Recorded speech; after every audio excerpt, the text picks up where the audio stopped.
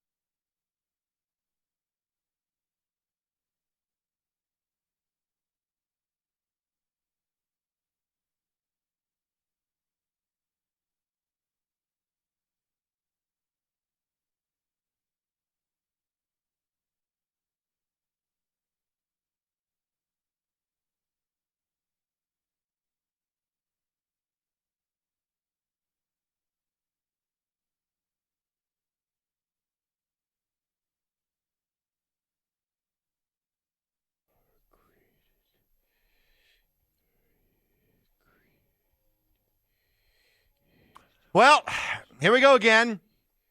Here we go again. Day 2. And this one's supposed to be the worst of the two. It has already started snowing. It's supposed to snow all throughout the day. should make for a lovely morning commute and even better afternoon commute.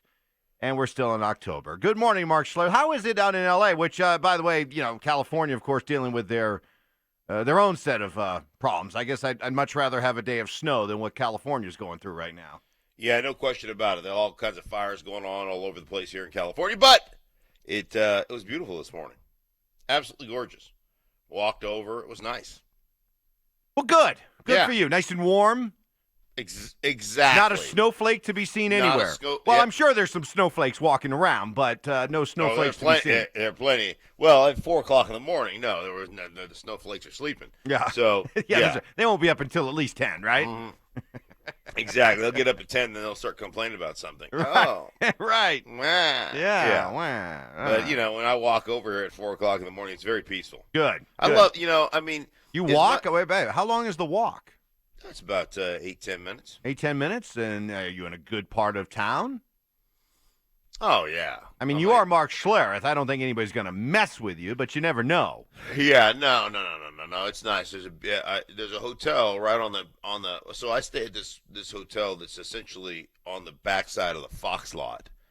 It's called the Intercontinental Hotel. It's beautiful, and you walk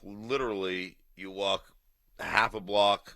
Walk out of the front door, half a block to the left, and then another half a block you take another left, and there's a back gate to the Fox lot, and you just walk on the back gate, and it's like I said, it's about an 8-10 minute walk.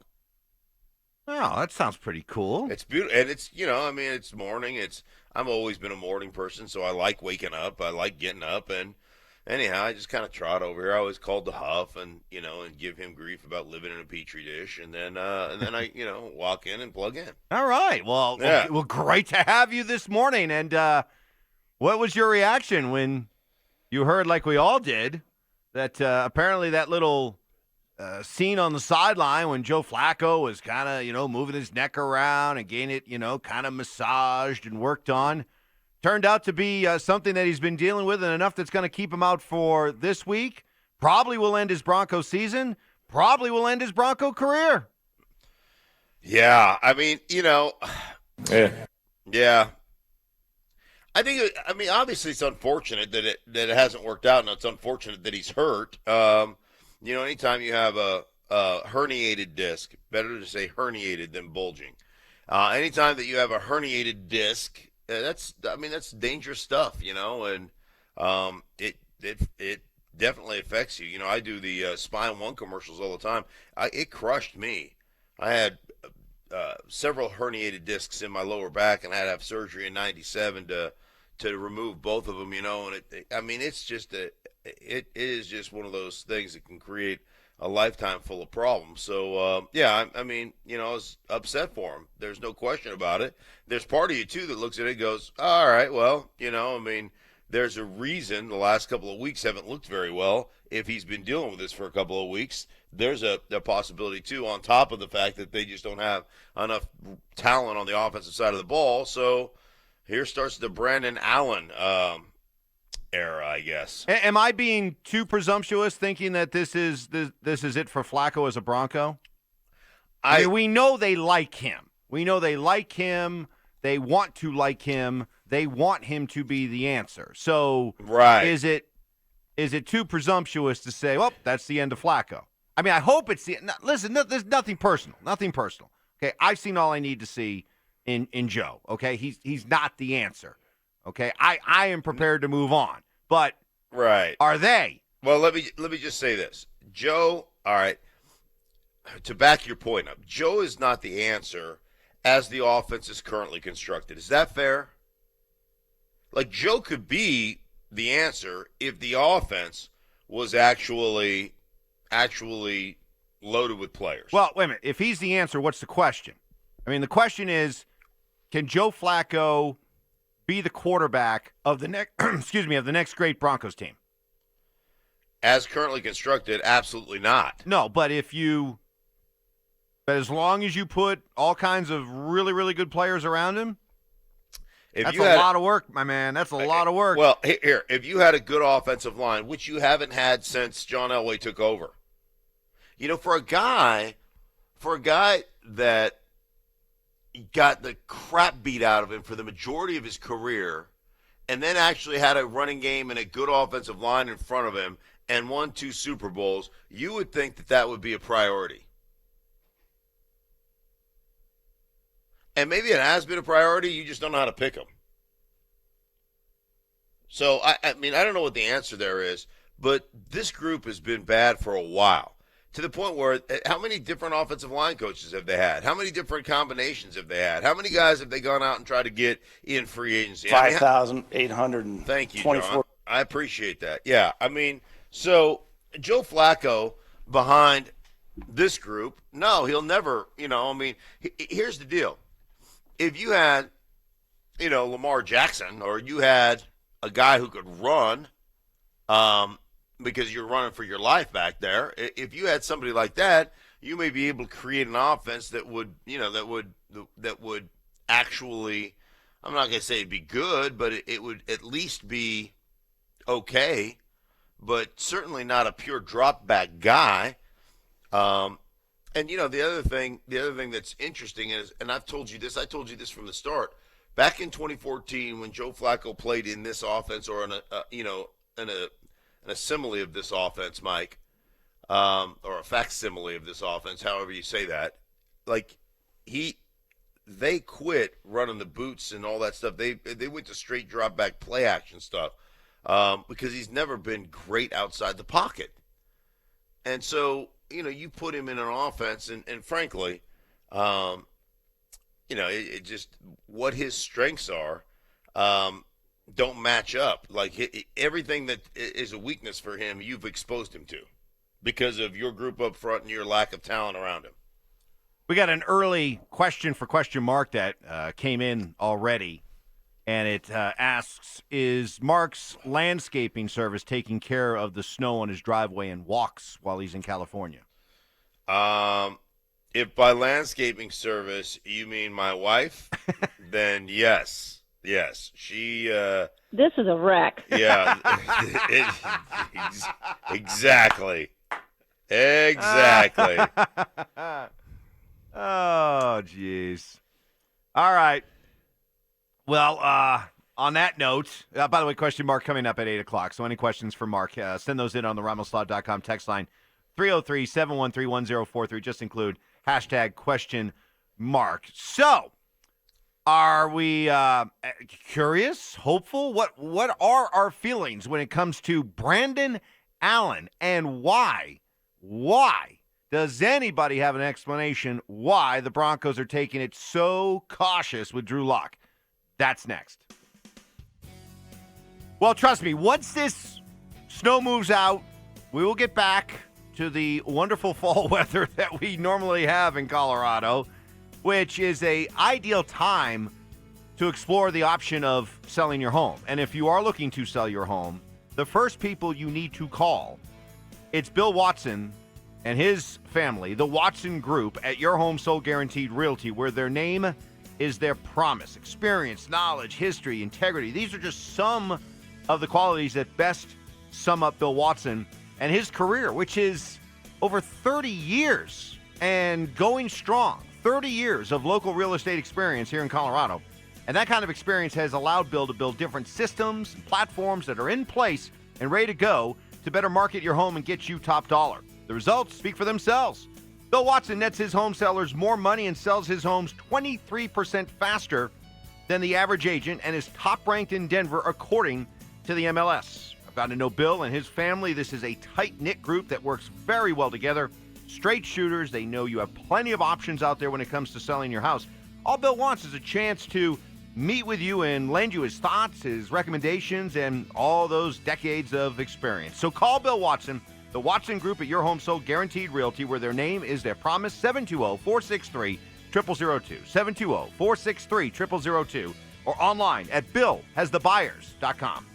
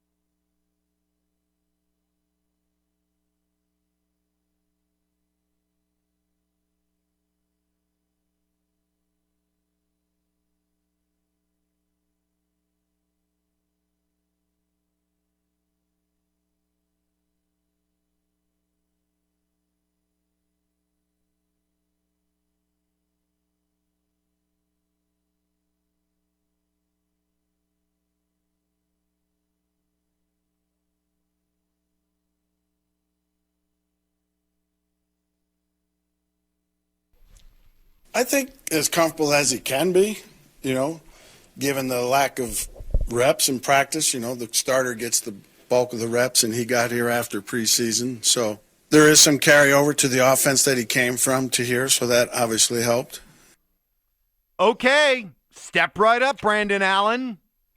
A sixth-round choice of the Jacksonville Jaguars in the 2016 NFL Draft comes out of Arkansas, Woo Pig Suey, where he, hey, if you're going to sneeze, big fella, let it out. No. I just started laughing with the Woo Pig Suey. Oh, okay. I thought you were squelching a sneeze there. No. Anyway, while he was at Arkansas, 64 touchdown passes, over 20 and 26 interceptions.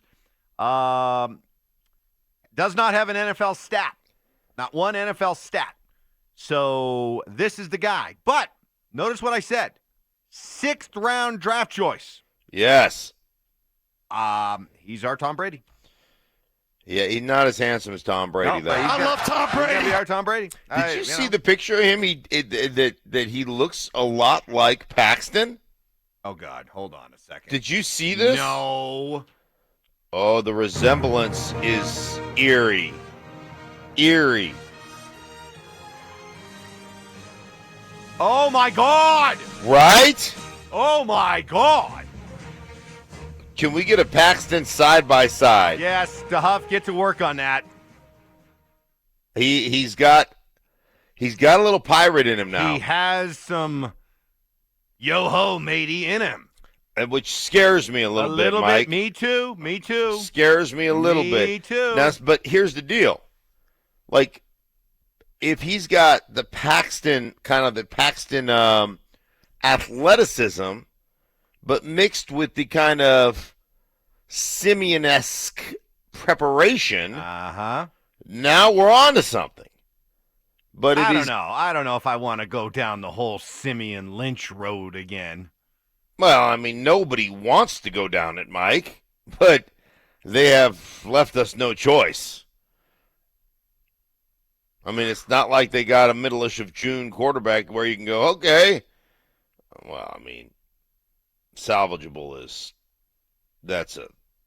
this season it's not salvageable, is it? No. Do they think it is? They can't possibly. They can't now, can they? They can't possibly think they can salvage this. You know what? That's too bad. Well, yeah. No.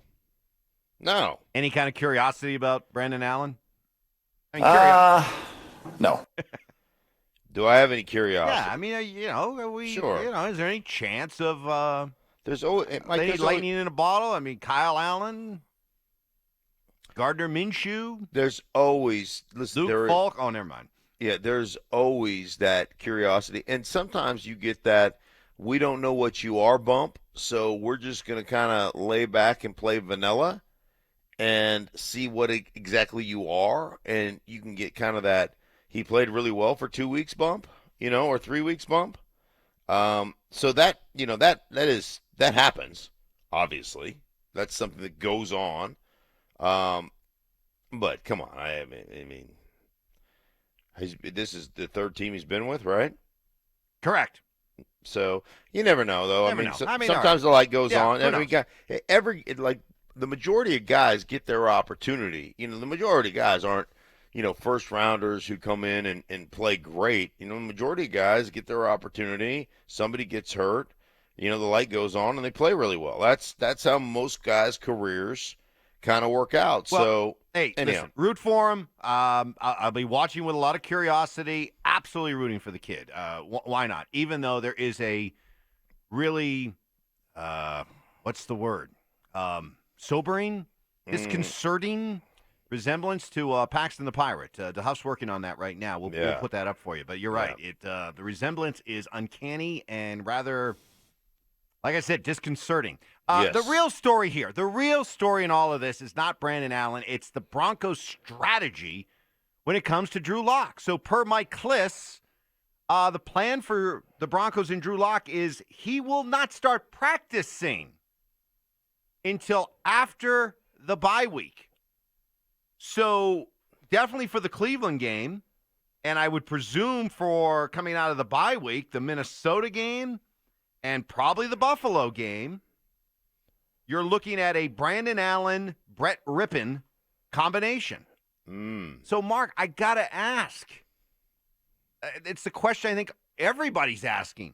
Why are the Broncos playing it so cautious when it comes to, starting the clock on Drew Lock? Again, Mike, I think that they felt like he was further away during training camp. I don't know the significance of the injury as well. Might be one that hasn't healed as quickly or was more significant than originally kind of talked about. Or, a lot of times when it comes to injuries in this league, they don't the organizations don't tell you exactly what's going on. So maybe the injury was quite a bit more significant than was reported. But he's been working out. He's been throwing. I mean, it sounds like he's set to go. Well, been throwing like not in practice. He hasn't been throwing on the side, right?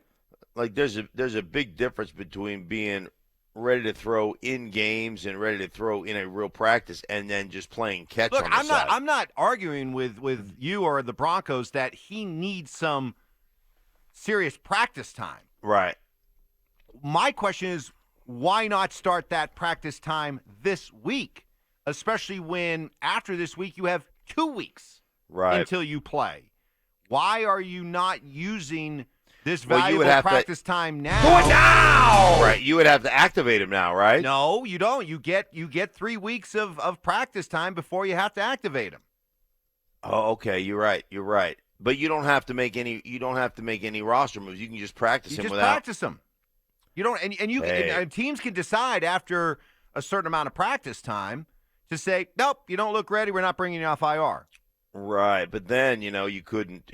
I mean, you don't want them to take away reps from your starter, Brandon Allen, or your backup, Rippon. Right. You don't want to give those valuable reps up because what if you need him and you got a close game that you got to come in and win? Oh wait, that's right. The defense can't get off the field if you got a close game where you got to come in and win. Never mind. I get that he's not ready. Guess what? No, based on the games we've been watching, nobody's ready. Mitch Trubisky isn't ready. Brandon Allen's not ready. Sam Darnold's not ready. Josh Rosen's not ready. Baker Mayfield's not ready. I mean, you can go through all these quarterbacks. Okay, now some come in and figure it out pretty quickly, but the vast majority, all I hear about is the odds. Well, the odds tell you that more of these guys are not ready than ready. So a lot of these guys are learning on the fly. They're into their second, third years. They're learning still. So, it's part of the deal when you bring in and draft one of these young quarterbacks with the idea that they could be your guy of the future. You got to throw them out there. Especially if you're a team that could be staring at a top 10, top 5, top 7 pick next year, and you're going to have to decide where you're at when it comes to perhaps drafting another quarterback. Right. You got to have some idea, unless, and I want to bring this up to you in the Morning Brew, unless they've already arrived at this conclusion. I'll tell you what that is next.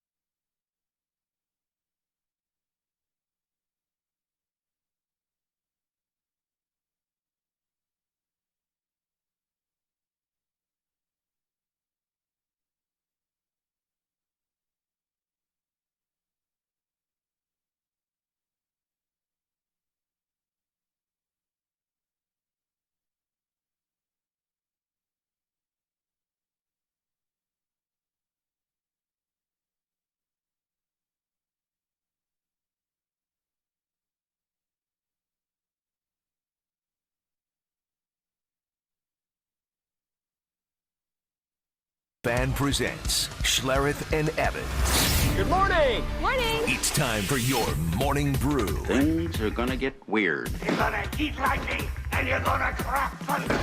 Okay, this guy needs coffee and crullers stat. You know what could really help you sort through these important issues? What? Orange mocha frappuccino! Damn, Jimmy. This some serious gourmet. Let's get it on! Joe's not going to play this week. He's got a disc or neck injury that he'll definitely miss this week, and then we'll reevaluate after the bye and see where it's at. All right, that was the stunning news that came down yesterday. Joe Flacco out this week, and the prospects of returning this year or ever returning for the Broncos are certainly up in the air. Now, Mark, this is nothing against Joe, but I'm prepared to move on. Okay, I'm prepared to move on to somebody else. But it sounds like you still believe Joe Flacco still has a lot of winning football left in him if the Broncos put what around him? A lot of winning football, Mike. He can be a winner if you put people on the outside, you put a good running game around him, you've got a tight end that can actually get open and be a difference maker in the middle of the field, and you create an offensive line that can block, none of which they have. So, I guess my question is, how many teams in the NFL are that completely built? And how many of them that are winning teams, they don't have that kind of support system, but they got a really good quarterback that makes up to cover a lot of those deficiencies? How many teams are built that way? Well, I know this, Mike. There are a lot of teams out there that are way better than our team. Sure. That's what I know. And how many of those guys, how many quarterbacks, honestly, how many quarterbacks make up for the deficiencies of a football team? 4 or 5? Like, what you're saying is, yeah, you know what? Our team's okay as long as we find a unicorn. If we find a unicorn, then we're going to be, like, if your plan is all we need is a unicorn, well, then you're going to suck. And you're going to suck for a long time, if that's your plan. Next on the Morning Brew. Yes, Brandon will start, and then we'll make a decision between Brett and Locke as the week goes on. All right, well, it sounds like it's definitely going to be Rippon. That'll be the backup to Brandon Allen, which, has a lot of us confused. Why wait so long when it comes to Drew Lock? And, my point's always been you got to have some kind of body of work so that you have some sort of idea what to do at the quarterback position when you go into the draft next year. And I'm not talking about automatically taking a quarterback in the first round, but you definitely have to have some idea about Locke when it comes to evaluating quarterbacks for next year. Could it be that the Broncos have already made up their mind that Locke is going to be their guy, and they have no intention whatsoever of dipping their toe back into the quarterback pool next spring? Wow. Or so they're basically again, saying, I'm left to speculate here because the Broncos are doing this to us, or have they already decided he's not the guy, and they're going to be dipping their toe. They're going to be diving into the pool next spring. I hadn't thought about this. I hadn't thought about the first part of that equation, Mike. The fact that they've already made up their mind that he is the guy. Because I've thought more of they've already made up their mind that he isn't the guy based on his practice and based on he hasn't practiced though. No, during the first couple of weeks of preseason. Oh, how could you make that kind of hard and fast conclusion after a couple weeks of? Have you watched this league? After Shangri-La? Have you watched this league? I mean, come on, Mike. Have you watched this league? Let me ask you a question. How many guys were given up on at their old regime that the New England Patriots have picked up and made Pro Bowl type players? Like their roster is littered with guys who are first round busts elsewhere. They come to the Patriots and are like saviors. Oh yeah, they're first round busts all over the place, but first round busts still get a chance to play a little bit. to prove that they're a bust. Yeah, well, that is true. But I'm telling you is organizations constantly make knee-jerk decisions and look at a guy and go, oh my God, we don't think he can play. He's just going to be so much work. There's so much work here. We got to go get ourselves a unicorn. Next on the Morning Brew. We had a lot of opportunities in the first half, take advantage of. We didn't take advantage of them and let them hang around. And when you let good teams hang around like that, don't put your foot down on them. They always give them a chance to win, and we gave them that chance. Trade deadline today in the NFL. Think the Broncos do anything? My gut, I hope they do something, but my gut says they're not going to do anything. They're going to hold on to Chris Harris Jr. Right. Keep him.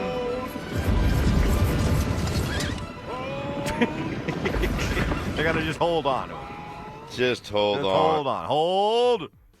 Hold. I feel like they're just that. And they're just going to play it out and just let him walk. Yes. And hope to get a nice compensatory pick that they can use, 2 drafts from now. Correct. All right. Nice plan. Yes. Next on the Morning Brew. We haven't necessarily been hitting shots, but even our defense has been winning this game, so that's all we can ask right now. Offense is going to catch up eventually, but just continue to find open looks, get open shots, and they're going to fall, but continue to win games on the defensive end. In a game that nobody saw, unless you told your wife and kids, "Hey, honey, it's a Monday night. I'm heading out to the bar to watch the game on a pirated signal." The Nuggets won last night, 101-94 in Sacramento to improve to 3-0. I loved the quote from Mason Plumlee after the game. He said, "This was a mature win. They were hungry. They played with a lot of energy, and we matched that energy, and we finished the deal." The Nuggets were in a game in which they were down at the half, but they came out in the third quarter. They weren't shooting well again, but maybe signs of how far this team has come in terms of their maturity. They came out, they turned up the defensive screws in the third quarter. They didn't allow the home team that's still searching for their first win to really gain any kind of confidence and momentum. They shut them down in the third quarter and survived, one of those, runs that a team will make in the fourth quarter, and came away with a hard-earned, defensive-oriented, gut check, mature win. I think that's a great way to define what this win was. I think you nailed By the way, it. Did you see it out there? I mean, you probably could have found it out there. No, it was Monday Night Football was on. Oh, okay. Yeah. But if you wanted to find the game, you probably could have found it somewhere. I was at a hotel, so the odds of me finding the Nuggets game. But you could see the game everywhere else, but in Denver. Yeah, my point. I'm sure you could. Yeah, you could. I mean, I could have walked over to Fox and found it on a screen somewhere here. Yeah. But that would have required effort. That would have required effort. And for me, as you know, the preseason of the NBA starts on Christmas Day. That's how my life works. And then the regular season does not start until after the NFL playoffs. Super Bowl. That is correct. Yeah. That is correct. But I thought that was a good win, the way they won it. A lot of past Nugget teams, even this group of Nuggets, wouldn't necessarily be able to win a road game in which they shot as poorly as they did. But they found a way to win. They knew how to win. They knew how to approach the game, and they knew how to eke out a victory. Good job there. They are 3-0. That'll do it for the Morning Brew. Bring that to you each and every morning at 6:30. Up next, reaction. Reaction as to what are the Broncos doing with Drew Lock? Have we seen the last of Joe Flacco? Are you curious about Brandon Allen? Should there be trades made? So many storylines. We'll hear from you next.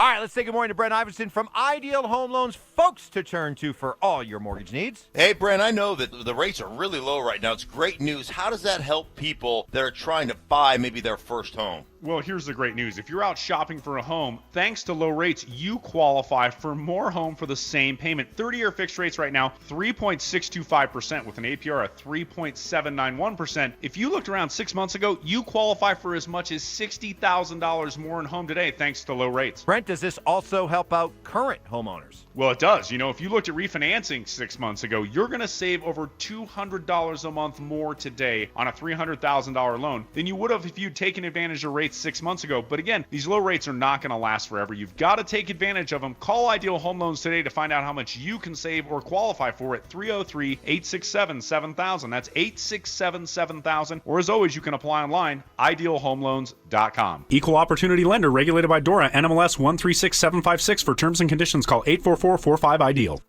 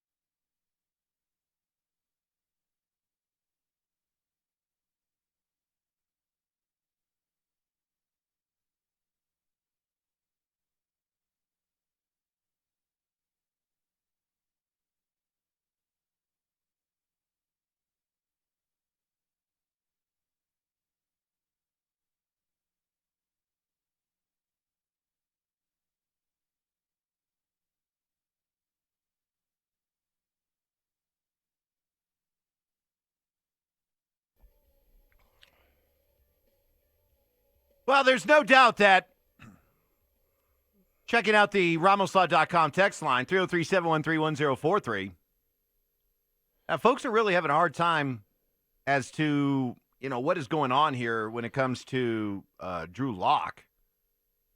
Gary and Meade, they are setting him up to fail without even giving him a chance. It is hard to follow and like this franchise.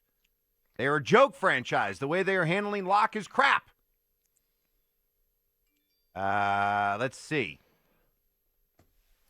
Peter in Minnesota. Name one situation that Teflon John has actually handled properly and well this year. I'm sick and tired of that guy running this organization through the mud without a plan. Do you sense that there is a plan when it comes to Lock? No. I'm not sure. I mean, really, you think they are just making it up as they go along? Well, I mean, I'm sure they have some type of. I don't know what they. Honestly, Mike, I don't know. I don't know what they're doing. I don't know. I don't know what the plan. I mean, again, because I don't know the health of Locke. I don't know how big a factor that is.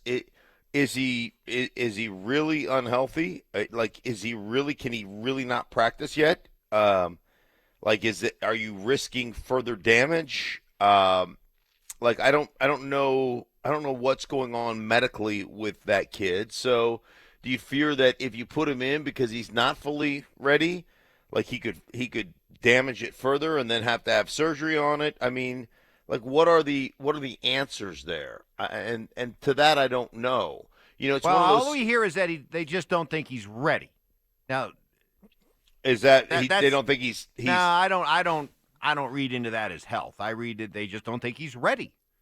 He's not ready to go out there. He hasn't practiced. He hasn't, as Vic Fangio said yesterday, hasn't been in a huddle since the third week of preseason. I get all that. I completely. Right. I'm not asking them to activate him and start him this week against the Cleveland Browns. What I'm suggesting, and I think I speak for a lot of fans out there, is let's start getting him out there. Let's start practicing with the idea that at the least, and by the way, get him practicing not with the idea that once that window of practice time expires and you have to decide what to do with him, bring him off IR or not, doesn't mean that you bring him off IR with the idea that he's your starter. You can bring him off IR with the idea he's going to be the backup.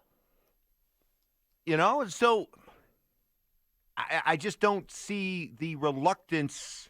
Now, what about they do have next week off, but are they really off? Like, how does it work during a bye week? How much will they work next week? Right. Because I guess I could buy the idea if they had all next week off.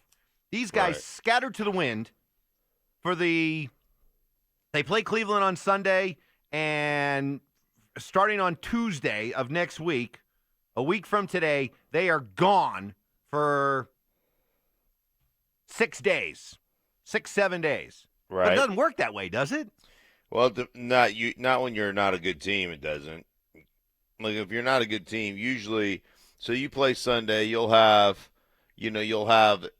several days off. So you'll play Sunday, you'll have probably Monday, Tuesday, Wednesday off. Come in for Thursday, do whatever you do Thursday, Friday, and then they'll give you, Saturday, Sunday off. That type of thing. If you're if you've won a bunch of games, sometimes you'll get, coach, let's say you're 6-1. Coach will be like, "Hey man, you get straight 6 days off for every victory. We're giving you a day off." And so we'll see you guys next Monday. Yeah, there's some teams that will get that, and so, but I can't imagine them doing that with this team. Right. So unless they do that, which makes no sense, but right. But unless they do that, now if they do that and Vic Fangio says, "All right, guys, see you next Monday," see you next Tuesday. Okay. Yeah, get away for a little while. All you guys have done an unbelievable job. Yeah, you've earned it. Get ready for that second half push. Yeah, exactly. Then let's that's show them fine. what we're made of. Then okay, I get it. Right. But I hope that's not the case. Here you go. Here's one on the RamosLaw.com text line that I hadn't really thought of, but maybe you had. How about this, guys? What if they've already decided that Joe Flacco is still the guy next year, so they don't care how much playing time they give Locke? Got to chill up my spine. Is that possible? I can't imagine that be. Well, wait a Listen, minute. anything's possible. Anything's it was possible. only up until last couple of weeks ago that you said he was playing really good. He was playing and really. He was. I know that you weren't alone in this, that there were some very, very well-respected NFL people out there who felt the same way. Right. So that was only a couple of weeks ago. And it's not like you've completely turned on him. You continue to insist, hey, you put some good players around him, much better than what they have right now, and this guy can be a really good quarterback for you, a winning quarterback. Maybe they still think that. Here's the problem. And the plan is to bring him back next year. Here's the problem with that, Mike. How much time he's had the back injury that he missed time with, then last year he got hurt and missed time. Now this year he's missing time. So, if it was one of those situations where, it was just kind of a fluke deal and he hadn't missed time up until this point. Remember the whole 2017, I think it was the 2017 or 2016 season, where he had the back injury that he played all 16 games, but he didn't play very well because of the back. And then last year he played well through the first 6 games, and they got hurt, and then they went over to Jackson, and the rest is history. And now all of a sudden you've got a herniated disc in your neck. You can do injections and all that kind of stuff. It just depends on how you get the inflammation out of there. But if it's irritating a nerve, you can lose. Look at Peyton Manning. We'll lose strength in your arm and weakness in your hand and everything else. I mean, it's a significant injury. By the way, Millennial Ben is poised and ready to go with this being NFL trade deadline day. Like many other sports, it's a big day, and there could be trades coming down. So we have our alert music ready to go. Now, this is if an NFL trade is going down. Millennial Ben is ready. NFL trade alert. NFL trade alert. Oh, that sounds big time. Now, what about if the Broncos are making a trade? Broncos trade alert. Broncos trade alert. We are so ready. We are ready. My goodness. Bring on the deals. Bring them on. Let the trades happen.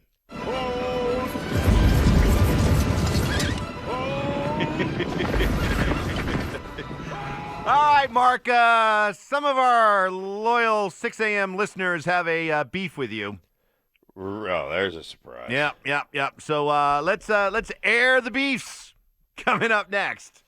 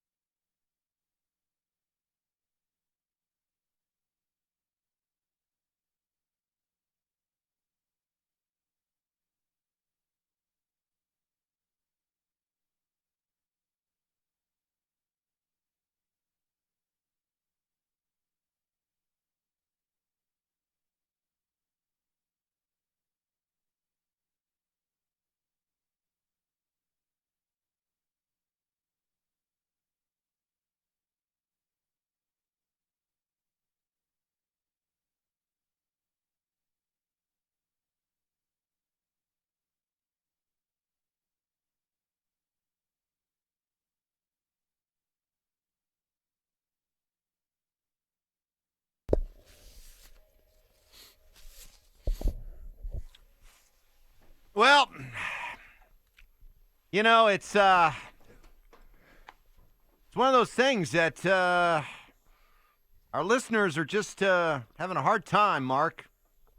Okay. Understanding where you're coming from. Really? Yeah, you know, you've always been kind of in Joe Flacco's camp. Yeah. Continuing to advance the idea up until just Flacco's tall. Up until just a couple of weeks ago that, you know, he's playing really good football. Uh-huh. And that, you know, hey, there's nothing wrong with Joe Flacco that just building a better team around him couldn't fix, you know, that you could still win with him. And right. there is part of this whole what are they doing with Drew Lock business? Why are they slow playing Drew Lock? You know, there is the theory that, hey, they still really like Joe and they'd like Joe to be the quarterback next year. So that's not going over very well with people. Uh-huh. Larry Legend texts in, man, Stink, I'd hate to see the NFL quarterback who would not win with the kind of team you say Joe Flacco needs. Garrett, Stink, if you put Flacco on that Cowboys team of the 90s, then Flacco could have a winning record. Nice try, Mark. Bye, Flacco. Yeah, people are just they're ready to move on. They're ready to move on. Yeah, that doesn't even make sense. If you put Flacco on that team, yeah, that team was great. Yeah, but he's saying maybe they'd have a winning record. You know, you the idea is that the point is that you're saying, hey, give him a really good offensive line. Hey, give him a really good tight end. Hey, give him a good couple of really good receivers. Well, I would hope he could win. Yeah, with that kind of talent around him. My point is, it's hard to find all that. Is it? Is it? Is it hard to find all that? Is it hard to find an offensive line that can compete? Is it hard to find? Is it hard to find a tight end that can I mean, there's a ton of them that are good tight ends. Why don't we have one? Why can we not find one? Yeah, it's hard. It's hard for our scouting department. You're right, Mike. It is hard for our scouting department. I look around the NFL, man. I find a kid named Waller for Oakland who is as good as it gets at the tight end position. He was on the streets. He was out of the league, suspended for his drug use. I can look around the NFL and find all kinds of guys who can play. Why can we not find one? Okay, you just got done. You just got done calling San Francisco 7-0. 7-0. Uh-huh. Offensively, they thought so little of their current wide receiver position that they went out and traded for Emmanuel Sanders. They are not as bad as the Broncos on the offensive line, but you said they are very thin on the offensive line. I mean, they've got issues. They are lacking the requisite amount of talent on their offense, but they're still 7-0 and they're still scoring a bunch of points. They have the best tight end in football. They have the best fullback in football. Who's not playing? They're thin on offensive line because their starting left tackle and their starting right tackle are out, and yet the two guys who have replaced them, which are their fourth and fifth because they lost their swing tackle in preseason, are better than the two guys we have playing tackle. That's all. I mean, like we could sit there and say, yeah, we had all that stuff. We don't have all that stuff. We don't. And that's because our scouting department has not provided it, and our coaches, whoever they are, have not gotten our guys, have not developed guys well enough. So that's what it comes down to, Mike. That's where we are. Yeah, could Joe Flacco be an effective quarterback? Hell yeah, he could be an effective quarterback. Could he be a good quarterback? Yeah. He actually played really well early in the season. He did. The same people who are texting us right now talking about this are the same people who say, hey, Garrett Bowles played really well last week because he didn't have a holding call. We do not speak his name. Which is asinine. It's asinine. So, again, I get it. I get that you don't like Joe Flacco. Great. Super. Let's blow that up, right? Because, the odds is that Drew Lock is going to come and save your football team. Drew Lock is football Jesus. Let him come save you guys. That's right. He's going to save you. He will come in here and just put Drew Lock in there, and your team is going to be awesome. Okay, now you're getting a little bit defensive there, big fella. I'm not people defensive. I'm just telling you how stupid. People aren't saying that Drew Lock is without doubt the answer. What they're saying is they've seen enough to know that Joe Flacco isn't. And they're ready to take a look at somebody else. Great. And hey, what did John Elway say? He goes, hey, I got to keep swinging. When it comes to quarterbacks, I got to keep swinging. I got to keep swinging for the fences. Hey, look, do you realize these are the Broncos starting quarterbacks since that guy Peyton left? Trevor Siemian, Paxton Lynch, Brock Osweiler, Case Keenum, Joe Flacco. That's 1, 2, 3, 4, 5. Now Brandon Allen, 6 starting quarterbacks in less than 4 years. You know one thing we've become pretty good at around here? What's that? Knowing when quarterbacks can't play. So on to the next one. You know what's been constant about that? About that whole time? What's been constant about that? The talent around those quarterbacks hasn't been very good. Absolutely. So you're telling me so you're telling me not only can Joe Flacco win big if he had better personnel, you're saying the same thing about Case Keenum, Trevor Siemian, Brock? Paxton? Win big. I'm telling you, you can win. I'm telling you, you can win. Hey, Case Keenum proved you can win when you're good around him. He proved it in Minnesota. Here's the thing that I get frustrated about. You think you make a change. People think they just make a change to the quarterback position, and all of a sudden you're going to be good. You've got the same issues. You got the same issues that you had when Simeon was here. You've got the same issues you had when Paxton Lynch was here. You've had the same issues that you had when Case Keenum was here. I'm just going to tell you right now. If you can't win the line of scrimmage, I don't care who plays quarterback, you are not ever going to reach your potential. End of story. Book it. It's done. If you can't win the line of scrimmage, especially on the offensive side of the ball, you cannot win in the National Football League on a consistent basis. I don't care who your quarterback is. And you haven't won the line of scrimmage in the better part of a decade. And you realize Case Keenum did all that stuff in Minnesota, and the team that knew him best, that won all those games with him, had no interest in bringing him back. Yep. Why? Because they realized that as good as the team that was around him, he still wasn't the guy to take them right where they wanted to go. They knew, hey, as good as our team is, we should be a championship contender, and he's not a championship caliber quarterback. Can we win with him? Yeah. Are we going to win big with him? Probably not. I'll tell you what, though, you make a convincing enough argument that I think this could happen. I'll tell you what that is next.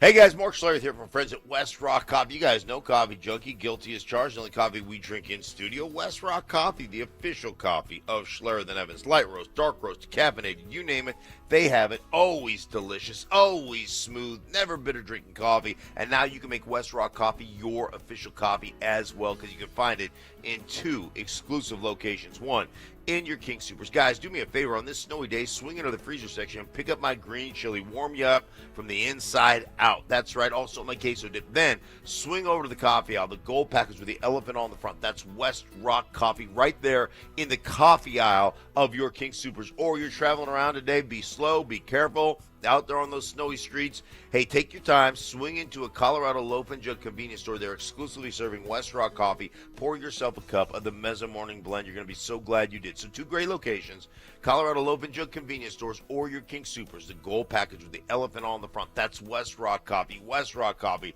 the official coffee of Schlereth and Evans. Do yourself a favor, guys, and go get some today.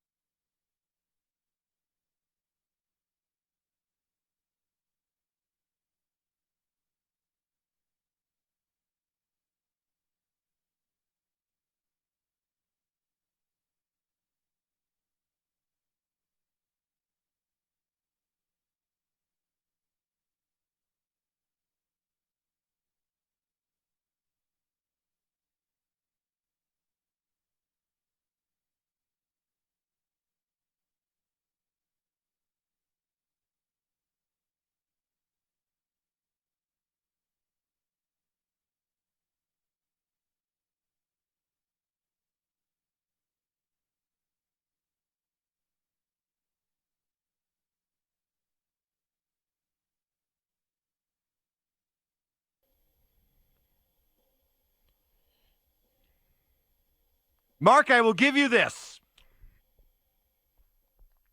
You make a convincing enough argument, even though I don't agree with it, but you make a convincing enough argument that I can understand why the Broncos might feel the same way.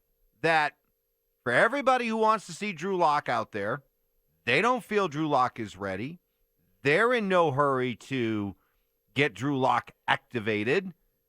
And the way they look at it is that even with this injury to Flacco, they still can envision Flacco being their guy next year.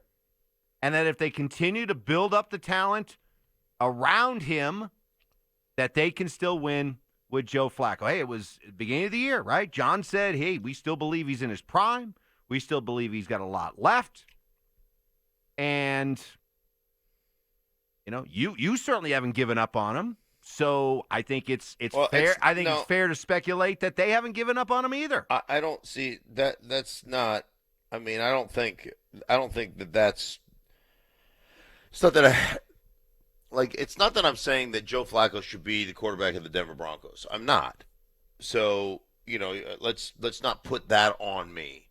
And I know, you being the wedgie that you are, you like to throw that on me, but that's not what I'm saying. What I'm telling you guys is that if you don't fix all the things that are wrong, if you don't start addressing all the things that are wrong, I don't care who you get at quarterback, it's not going to fix this football team. So what I'm telling you is, one, there's no easy fix here.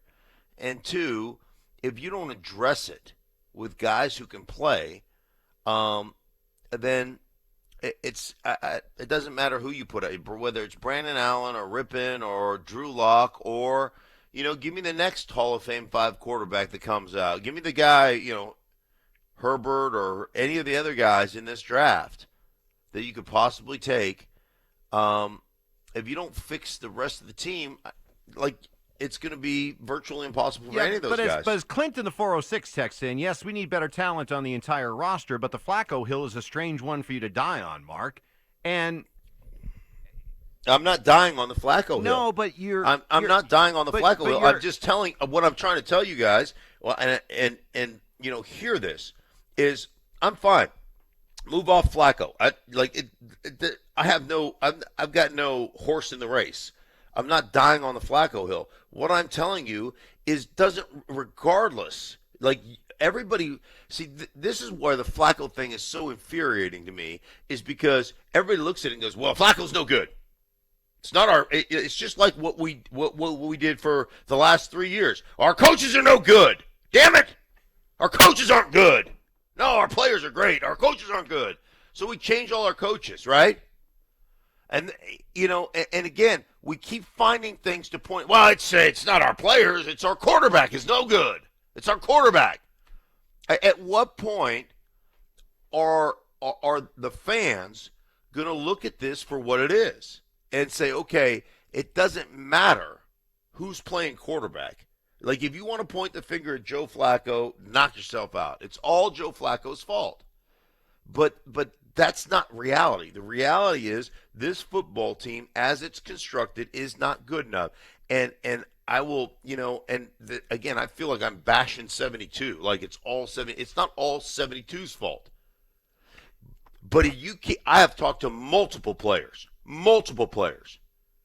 that every time they walk in that facility, Mike, they shake their heads. That guy's gotten more opportunities than anybody would ever get on any roster. And he keeps getting run out there. And it is irritating because this is supposed to be a meritocracy, and that guy has not earned it. What he's earned is him getting cut. That's what he's earned. But I think you have. But they won't do it. But I look around the NFL, and I just feel like you are absolving Joe Flacco too much, and you're putting too much of it on the idea of what's not around him.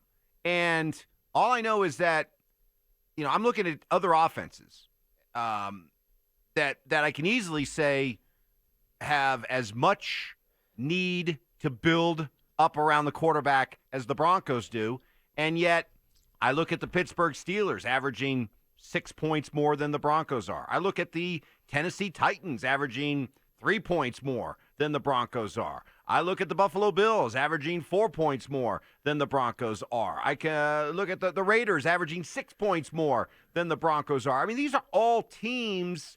The Cardinals are averaging 6 points more than the Broncos are. These are all teams that I think you would agree are in desperate need of upgrading their overall offensive talent as well. And yet they're still finding a way to score significantly more points than the Broncos are.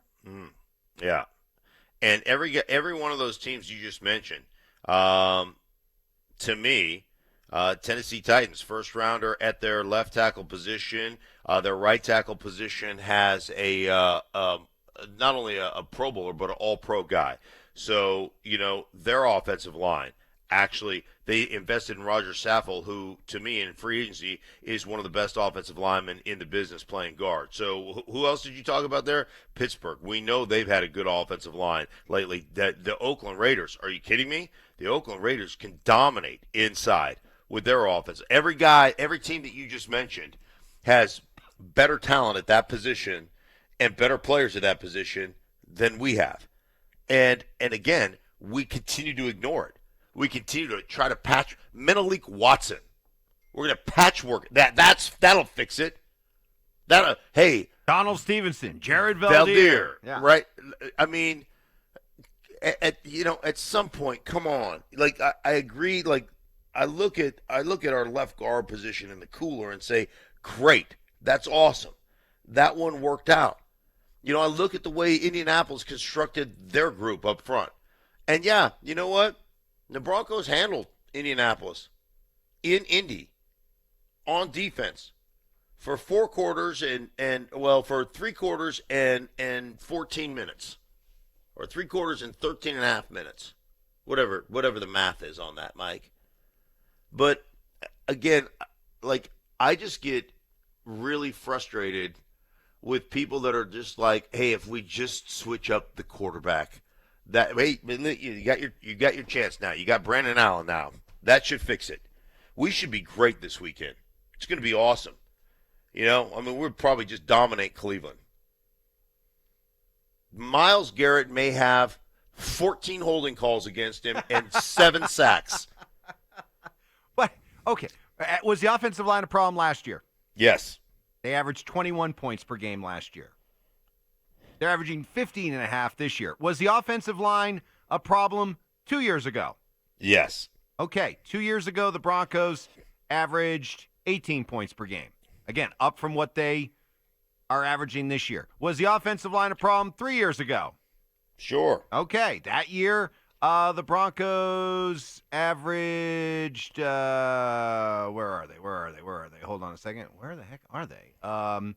That year, they were garbage too. They were garbage. They're averaging about 18 points per game. But right. Okay, the offensive line has been garbage around here for the last 3 years. I'm not going to argue with you, but Struggling. In all 3 of those years, prior to this year, they actually averaged more points, a solid field goal or more than what they're averaging this year with Joe Flacco and a bad offensive line. Mm-hmm. And listen, I'm with you guys. Okay, I relent. 3 years ago, they averaged 21 points. I relent. It's all Joe Flacco's fault, guys. Joe Flacco sucks. He's the worst quarterback in the history. It's unbelievable that he won a Super Bowl MVP. It's nobody else. Hey, this team is good. This team's going to explode. They're going to be great from here on out because it was all Joe Flacco's fault. 100% of it is Joe Flacco's fault. You guys can rest easy now. The problem is gone. The problem is gone. Elway has got this thing under control. Fangio's got it under control. Now that they've gotten rid of the problem, they should just be outstanding from here on forward. You mark this tape, Ben. Hold this so that, you know what, you guys can all tell me you told me so after they score 45 on Sunday. That is some good snark. That is some good snark. All right. 4 down territory. Are you good? Yeah, I'm You're fine. good? You're good? I'm fine. Okay. I'm fine. All right. 4 down territory coming up next.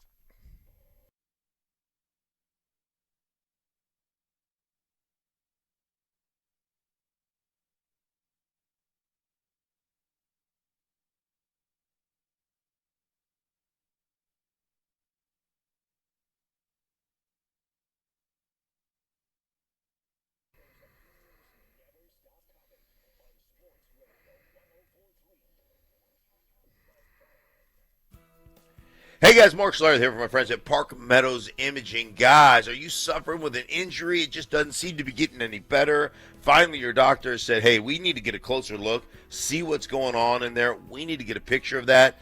And you go to schedule an MRI or a CT scan or whatever the case may be, and you're a couple of weeks out, meaning you've got to limp around in pain for another couple of weeks. No, not at Park Meadows Imaging, guys. Same day appointments, MRIs, CT scans, and X-rays. All state-of-the-art medical imaging featuring the new Siemens MRI and CT scanners. What does that mean for you? Clear diagnostic imaging for a clear diagnosis, guys. That's what it's about. Their stronger magnetic fields cut the time into almost half that you'd normally spend in that MRI tube. And when you get that picture, when you get that result, that diagnosis, I mean, first off, that image is going to be clear. That diagnosis is going to be better because of a clearer image, guys. Newly remodeled facility. It's comfortable. They've got a friendly, compassionate staff. They know what you're going through over there. It's where I go anytime I need an X-ray, MRI, or a CT scan. Most insurance is accepted with on-site benefit counselors to walk you through all your options and concerns. Give them a call, 303-925-0674. That's 303-925-0674. Or find them online at parkmeadowsimaging.com.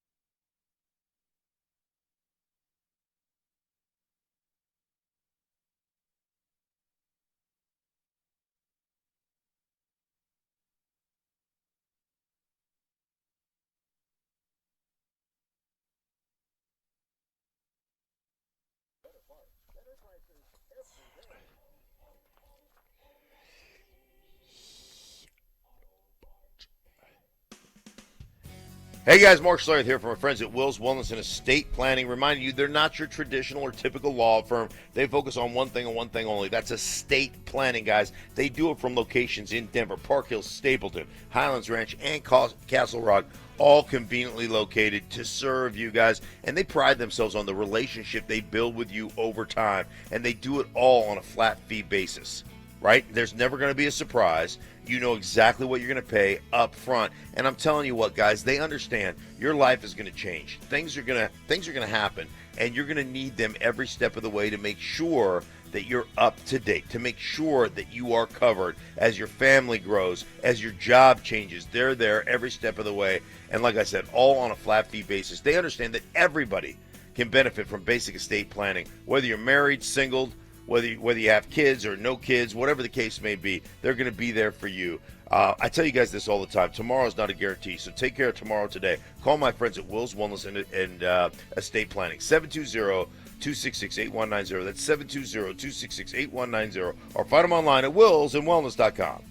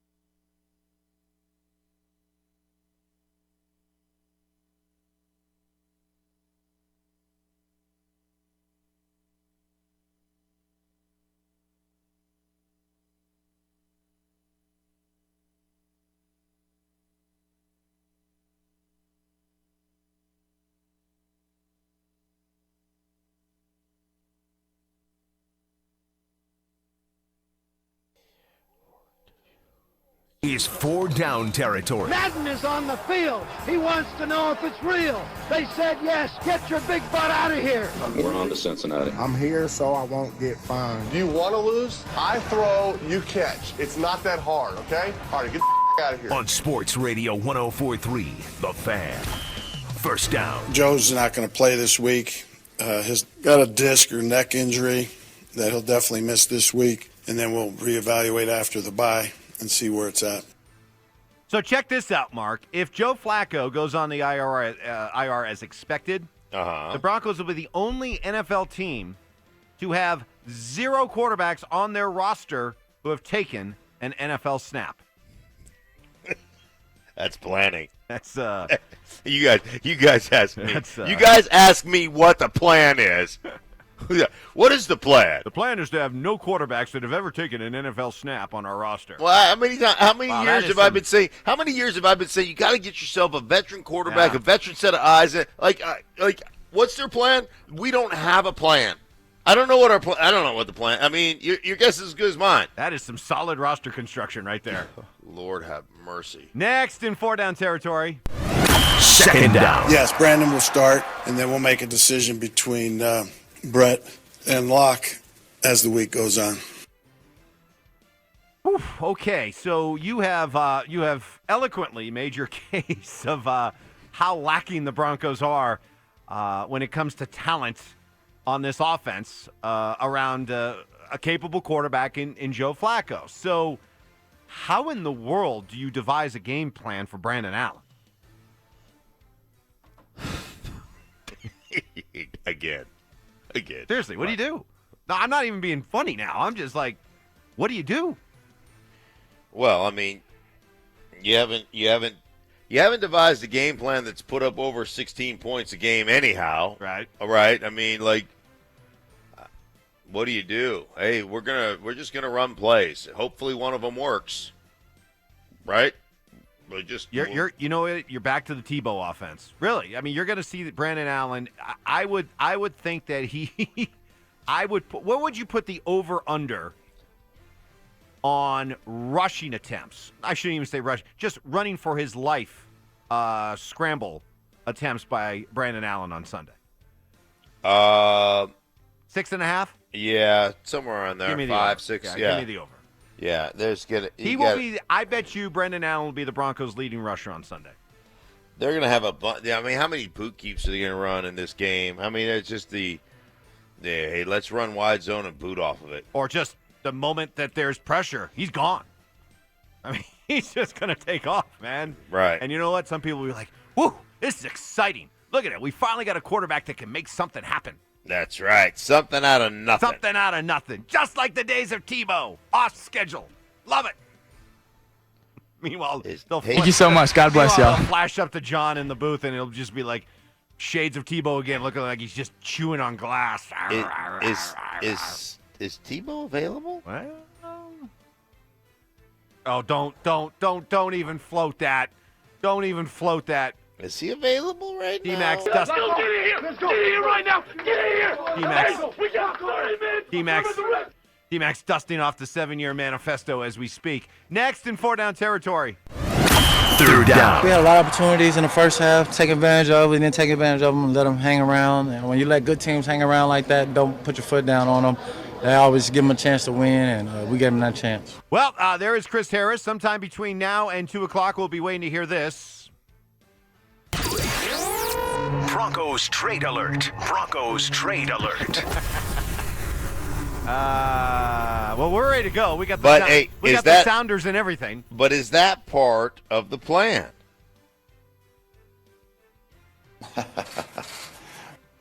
How in the world can you hold on to Chris Harris Jr. today? The secret plan.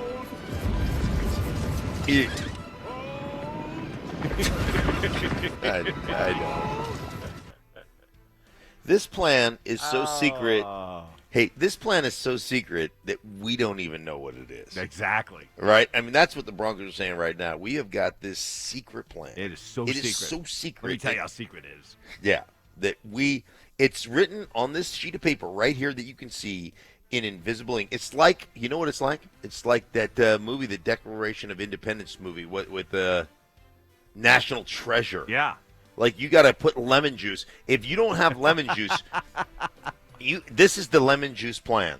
Juice plan. The lemon juice plan is what's going on right now. It is so Okay. secret that if you don't have lemon juice and a heat lamp, you can't read it. Like, you got to put some lemon juice on the paper, very lightly spread, and then heat it up with a heat lamp before the plan actually materializes. Is the there lemon any, juice plan. Is there any chance that Chris Harris Jr. re-signs with the Broncos for next year? No. No. No. Right? No. You- Right? You can't, No. No. So There's- it would be dereliction of duty by John Elway if on a 2-6 football team with a guy that is not going to be part of your football team after this year that you do not move him today.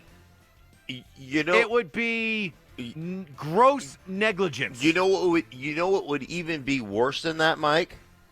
What would even be worse than that is that you did sign him after this season to a long-term deal. The reason that it would be worse is because it would show you how incompetent your plan was to begin with when you didn't sign him and then gave him extra money when he held out. Like, you don't have – it would just – again, it would be like, we don't really have a plan here. I think I'm just going to start calling him Compensatory Chris because that's I think what's shaping up to be. I'm going to steal the Declaration of Independence. We're just going to hang on to him and the lemon juice plan. We'll just wait for that exciting compensatory pick when he signs with somebody else, and we'll get to use it, 2 drafts from now. Right.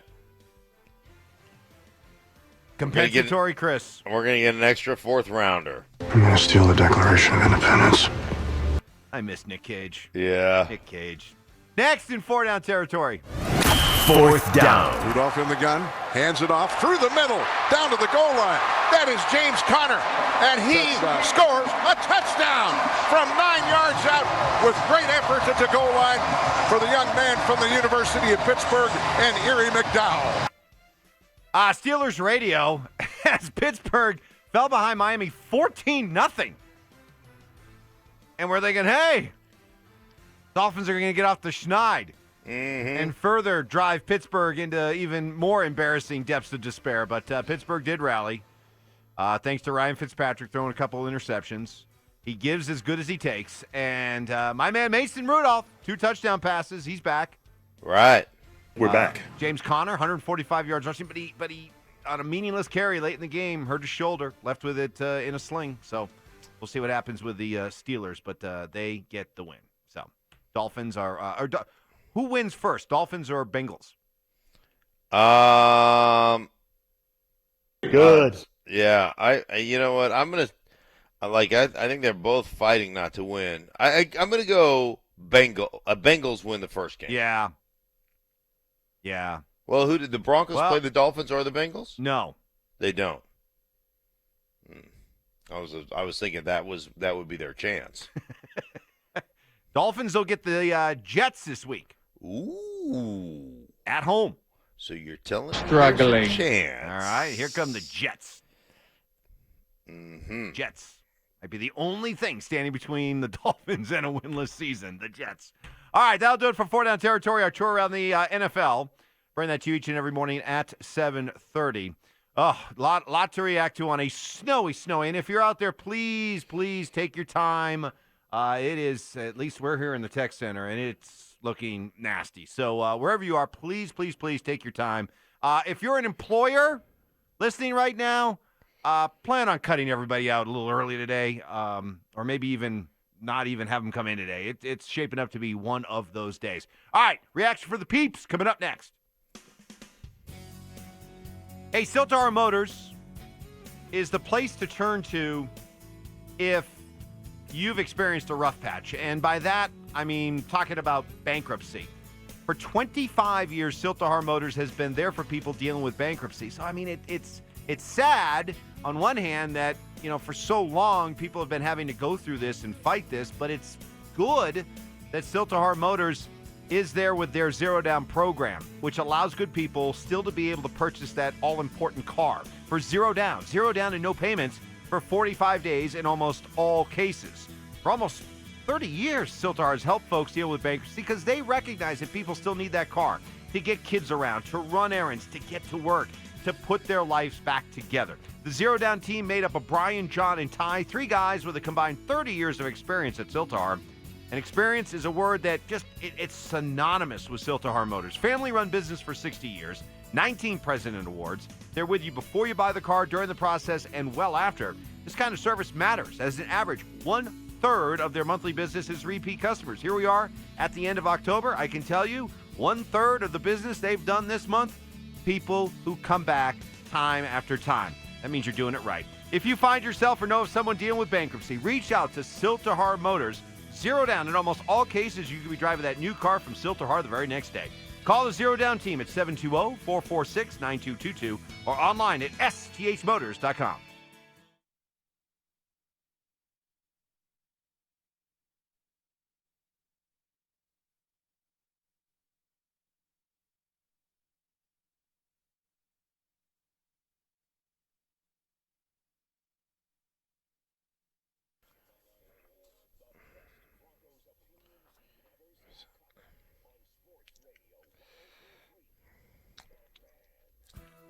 Hey guys, Mark Schlereth here. You thinking about selling your house? You want to call an agent that sells more houses for more money?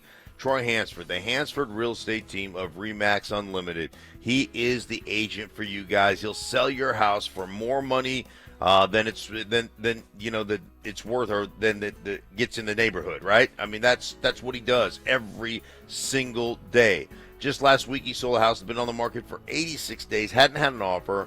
He listed the house, sold it for more than the owner thought it was worth. I'm telling you what, guys, you want the most money for your home, all you have to do is call my friend Troy Hansford. Or if you just want to know what it's actually worth, you might be surprised at the real value. And if you want to sell your house fast, all you have to do is give Troy a call. He'll give you an all-cash offer, and he can close in as little as 7 days. Here it is, 720-900-4433. That's the number. No tricks, no gimmicks, no high-pressure sales. If you want the most money or an all-cash offer, all you have to do is call my friend Troy Hansford. 720-900-4433 is the number. It won't cost you a penny to find out what your home is worth, guys. So you got a house you want to sell? There's only one call you really need to make. That's the Troy Hansford, the Hansford team of RE/MAX Unlimited. 720-900-4433. That's 720-900-4433.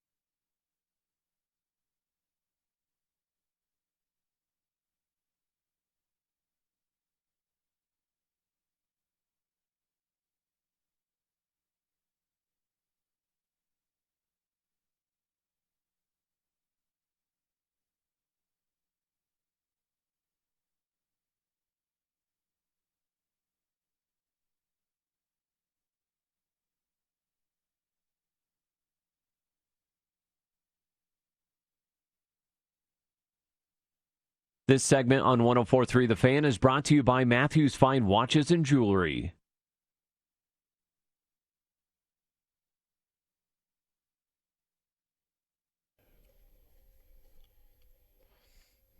Hey, if you go to our Twitter at 104.3 The Fan, you will see that Scott DeHuff Twitter. DeHuff just did a weather report. Yes. In his own inimitable style. Oof. In what? Style? Inimitable. Inimitable? You can't imitate him. Inimitable? Inimitable. Wow. That's pretty good. I got a text from my wife. Yeah? She's shoveling? No, she just said that I thought This Mike is a Evans. wreck. She said that I thought Mike Evans was going to get you to cuss. I thought I was listen, I like a good wedge, but yeah. I don't know. I think I was pushing you a little bit to the brink. So I got a little frustrated yeah, there. you did. I got a little frustrated. So you did. My point, look, Yeah. here's the point in all of this is that I'm not disagreeing with you. The Broncos need a massive upgrade right. of talent when it comes to getting this offense where they need to be. I just feel that they're capable of getting much more at the quarterback position than what Joe Flacco can bring, and that's where you and I think just we part company. We're both in agreement. Look, you and I have been banging the drum for the last 3 years, and at the risk of having people call me an Elway hater and that I'm just out to get John fired, which, by the way, I don't hear nearly as much anymore because people are coming around to the idea that it is indeed John Elway's fault with what is transpiring here. But you and I are in agreement that this team needs a massive upgrade of talent, especially on the offensive side of the ball. Where we do part company is I just look at Flacco and I'm like, we can do better.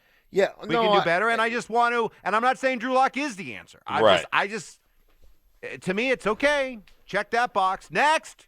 Yeah. All right, Brandon Allen. Okay. Next. Okay, Drew Lock. Okay. Next. You know, I mean, and Mike, I'm not disagreeing that I think that the Broncos, to go where you want to go, you need more than Joe Flacco.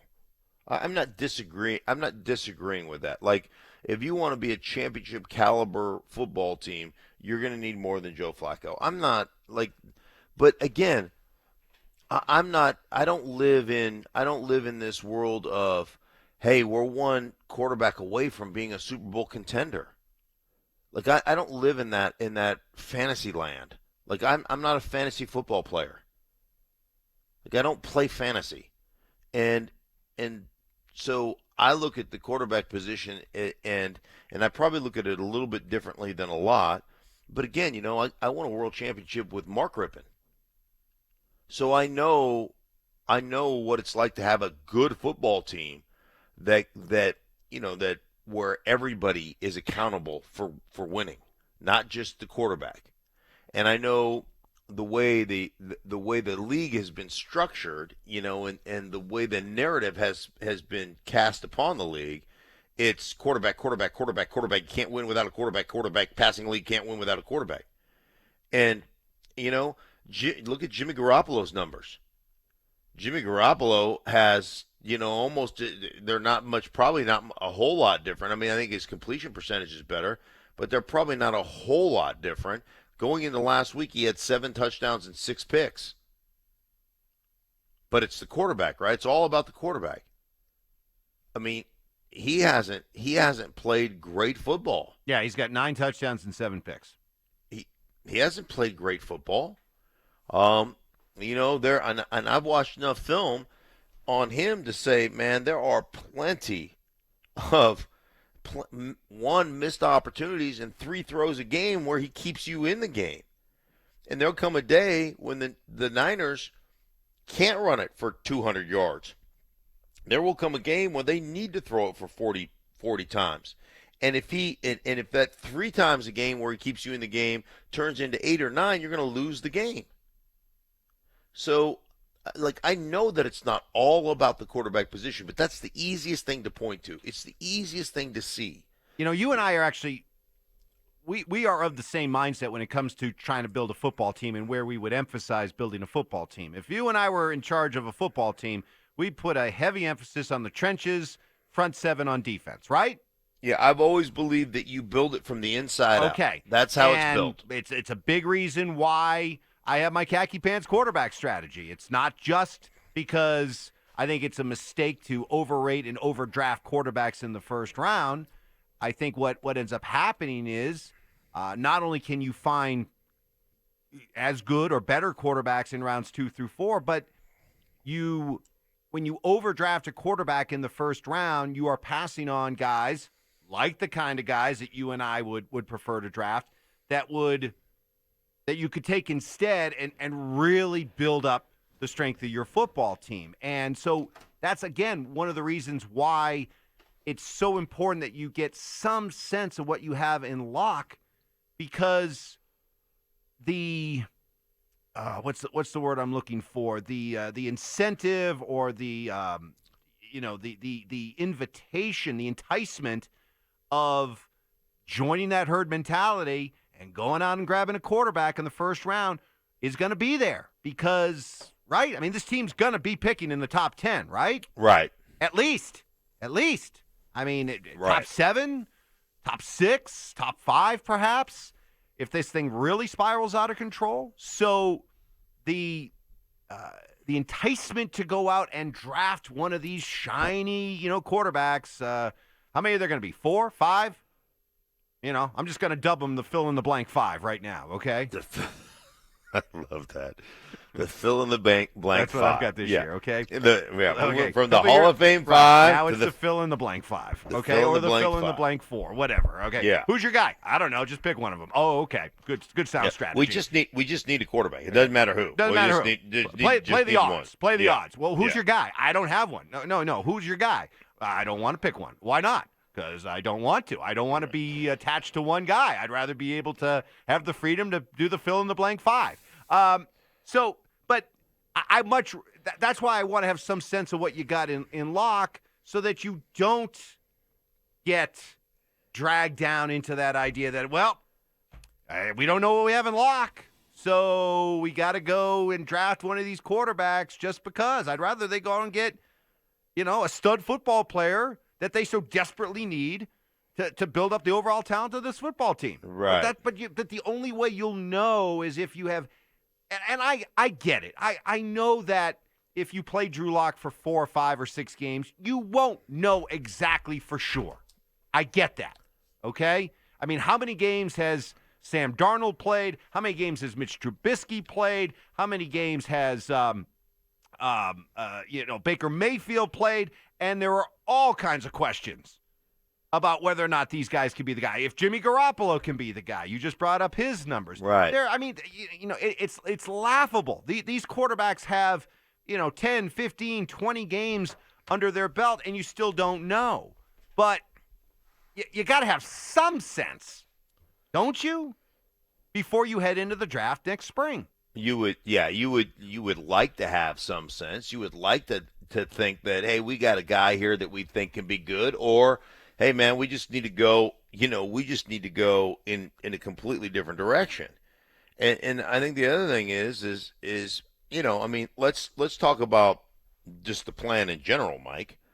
I mean, if you're going to go in hey, we need one of the fill-in-the-blank 5, all right? And you're going to go to the fill-in-the-blank 5 and you pick that guy, are you going to continue down the road with Drew Lock and Brandon Allen or Rippon? Or are you actually going to go out there and actually pay somebody and invest in a veteran that speaks that language? Like, I can't tell you how many different quarterbacks that I have talked to and young quarterbacks who have been like, man, it's really been valuable for me to have so-and-so in the room. Just because, they like, sometimes coaches will explain something to you or put something on a board for you, and and it's coach speak, and you understand conceptually what they're trying to convey, but a player will tell it to you in a nuanced way that just makes sense to you because they've done it, they've been there. Like, think about it like, they'll be like, hey, think about it like this. Or whatever that case is. There's a reason why teams have reached out to me to consult. And it's because of nuance. It's because they want to know, hey man, Like, you're still involved in the game. You still, you're still tied to the game. You still watch coaches' tape. Help our players with the new. We don't get to practice anymore. We don't get to put our hands on people anymore. We don't get to do that. Give us some nuance. How would you do this? How would you coach it? How would you talk about it? How would you convey it to the players so they understand it better? It's not that I'm some genius or anything. It's that's what they're looking for now, and to have a veteran in there that can do that and say, well, I had a similar play in whatever walk of life I was in, and we called it like this, and I thought about it like this, and you're like, oh, okay, that actually makes sense to me. That's how players talk to one another. You'll get far more growth from a player if another player is telling him something. Even if the coach is saying the exact same thing, a player to player, there's more growth involved from player to player because they've done it. They see it the same. They talk about it the same. Do you understand what I'm talking about? Like, you'll get far more, Mike, as if you're working with a young broadcast professional, right? Let's say Zach By was doing something in hosting a show, and Zach does a tremendous job. Love Zach. Zach does, right, but Zach does a tremendous job. But he'll get far more if you tell him something about hosting a show compared to one of the paid consultants that's never been on air that conveys the same message. You'll do it in such a way that Zach will say, oh, okay, that makes more sense to me. And it's just more valuable that way. Clearly he's been listening to what I've been telling him. Chugga, chugga, chugga, chugga, chugga, Drew. Yes. Chugga, chugga, chugga, chugga, chugga, Drew. You've been amazing. I mean, that is called mentorship. Mm-hmm. Right there. That's what it is. That's the. You are the middle-ish of June quarterback of the Fan. I am the Mark Sanchez. Drew Lock should be the starter. Let's cut I am Joe the Josh Flacco. McCown. You are the Josh McCown of the Fan.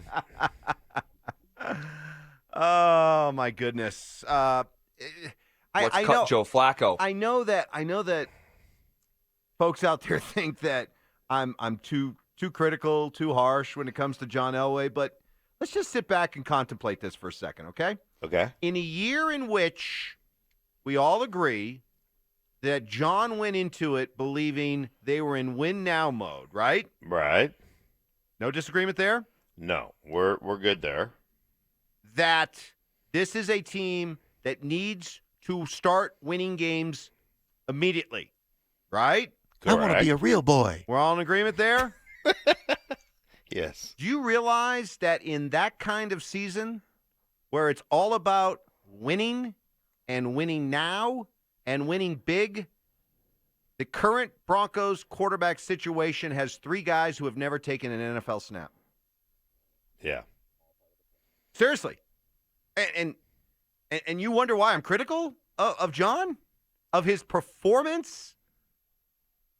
In a season in which it's all about win now, he has left himself in a situation where his starting quarterback goes down and he is left with 3 guys, all of whom have taken as many NFL snaps as you and I have out there. Right. Well, not stink, but I'm not speaking. Right. I'm speaking to quarterback snaps. I'm I've taken as many quarterback snaps. I'm speaking to the masses out there. Right. I'm speaking to poor Tyler, who sent a text saying, just drove from Castle Rock to Fort Collins for the last 3 hours, was 2 minutes from my destination when I got a call saying the day was canceled. Ooh. Oops. That, Sup, Mount Polumbus? Speak. Different Tyler. Boy, microphone is high right now, by the way. Has not been adjusted since. No. Since he was last on. I mean, that thing literally is pointing to the sky. As a team, we're getting tall. I'm telling That you what, thing that is guy. pointing to the sky. Seriously, I mean, I get it. If you're, the Dolphins or, some other woebegone team out there, and your starting quarterback goes down, and you find yourself left with this guy, right? But in a season in which the plan, the mission, the organizational mandate is win now. Flacco goes down, and your last three remaining quarterbacks have not taken one NFL snap between the three of them. I mean, that's mind-blowing. This is KKFN and KKFN HD1 Longmont, Denver. I am doing question mark, Millennial Ben. All right, time for question mark, presented by Breaks Plus. All right, Mark, this one comes in from Andrew, who asks, Mark, if you had to prioritize the Broncos' biggest draft needs in order, what would they be? Biggest draft? Well, I mean, you're sitting there next spring with a top 6 pick, top 5, top 6 pick in the draft. What are you doing with that pick?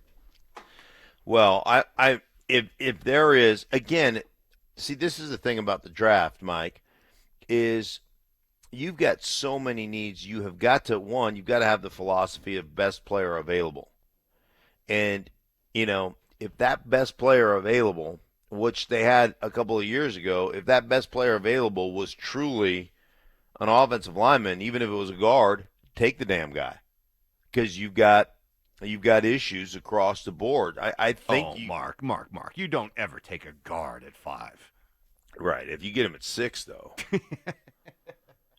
It's okay at 7. Yeah. But 5, that's a reach. Yeah. Oh, Mark. Sweet, naive, childlike Mark. So, you definitely heard that one in a while. Yeah, you definitely need, you need a left tackle that can play. So, that's a priority. So that to me is a gigantic priority. We're still looking for a tight end. Will Noah Fant develop? How about no? I don't know. But you still need to control the trenches. You need to control the line of scrimmage. Come on. Is Derek Wolfe going to be here next year? Is Adam Gotts is going to be here next year. Yeah, you're right. You're starting to look at the defensive line now as a need. Yeah. There's a million. There's a million of them, Mike. So that's where we sit right now.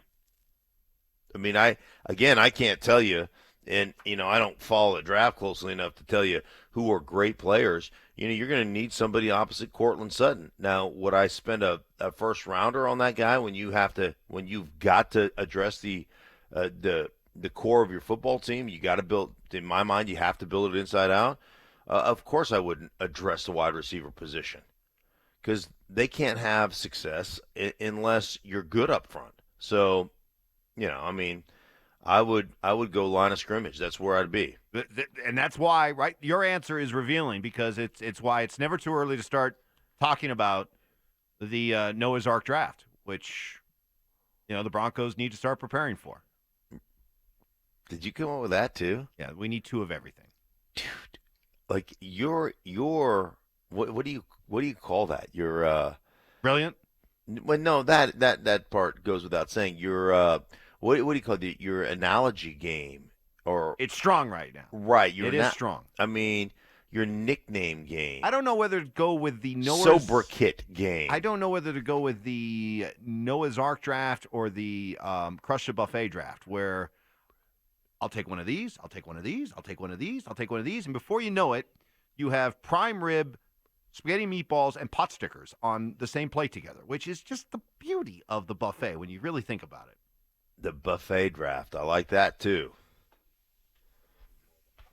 I like the Noah's Ark draft. We do. We need 2 of everything. We need 2 of everything. The Noah's Ark draft. We need 2 of everything. Seriously, we need 2. Is there a position on this team right now where you can unequivocally say we don't need 2 of them?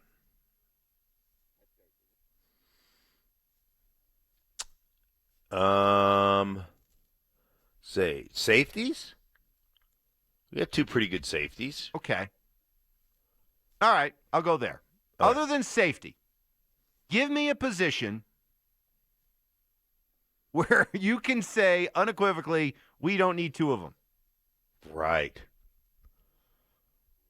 I mean, think about how you be like, okay, giraffes, 1, 2, got it. Oxen, 1, 2, right? Oxen. I mean, you're rolling right through it. What else do we need? By the way, I have to play by the rules of the game. Mm-hmm. The Noah's Ark did come from a listener. Okay. All right. Okay. So I have now fulfilled my obligation. Right, now it's yours. Right? There was a texter who came up with the Noah's Ark draft strategy. Thank you, texter. Now it's mine. See how this works? Now I understand why you love it so much, Mark. Is that officially part of your contract, though, where you have intellectual property over the texters? Well, why not? I don't understand why it wouldn't be. Someone tell me, shut up, Evans. See, it's okay. Harsh truth, right? It's the harsh truth. But to that texter who told me to shut up, give me a position other than safety where you can, with 100% confidence, say, we don't need two of them. Other than long snapper, kicker, punter. Right. Other than that, give me a position where you are confident saying we don't need two of them. Yeah. There. Running back? I mean, everybody loves Phillip Lindsay, but has Royce Freeman blown you away so much that you're like, nah, we don't need any upgrades at running back? Well, even Phillip Lindsay, do we have a guy on this roster that you feel like can be effective, like consistently effective as a pass catcher? Well, they tried to line up Royce Freeman as in the slot. How'd that work out, running a slant? Did that ball hit him in the hands? Oh, yes. Yeah. But that's not the point. The point isn't it was a bad throw. It was you are so lacking talent, pass catching options, that you took a guy in Royce Freeman who has made improvement this year.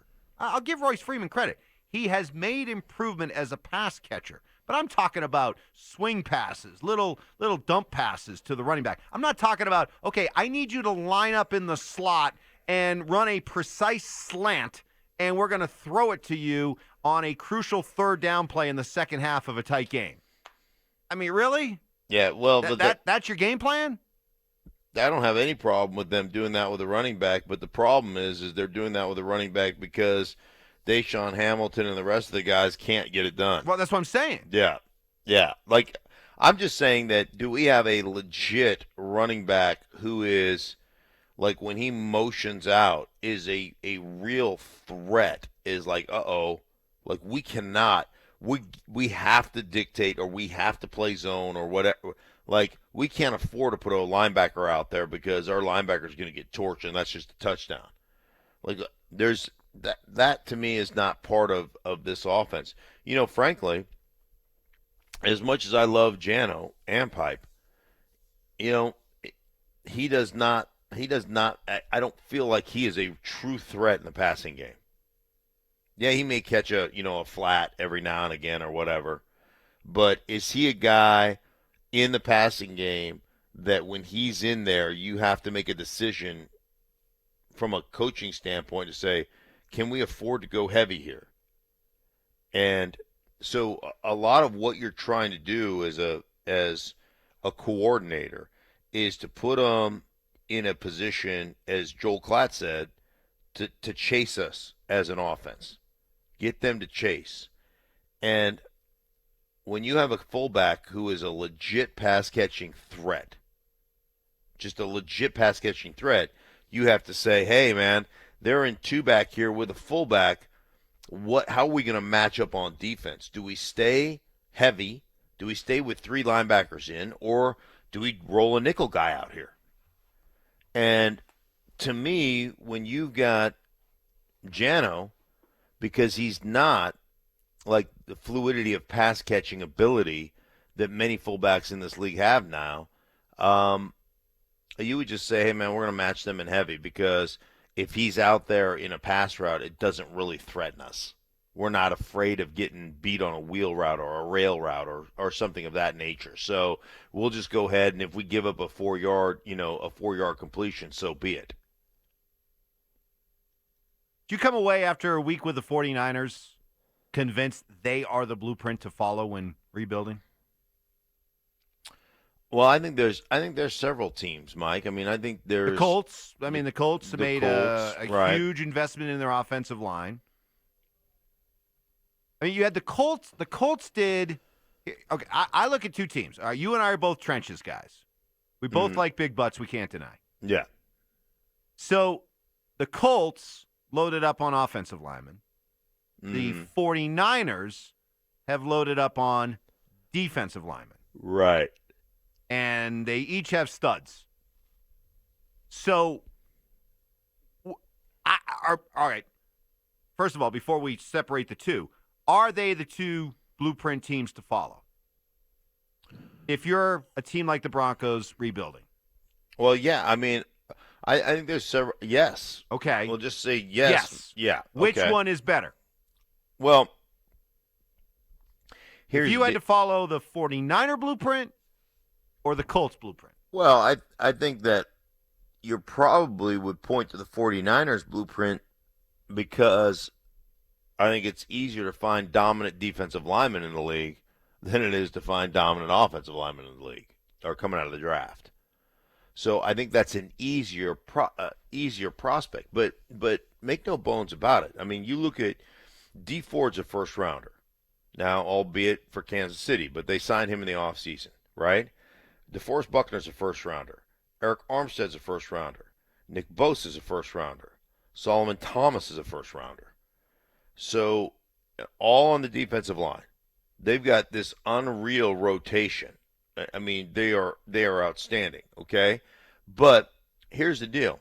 Joe Staley, I believe, was a first rounder at the left tackle position in his 13th year and still is a really good player coming off a fractured leg. McGlinchey, their other tackle, who's injured right now but will be back here probably next week, he's a first rounder, okay?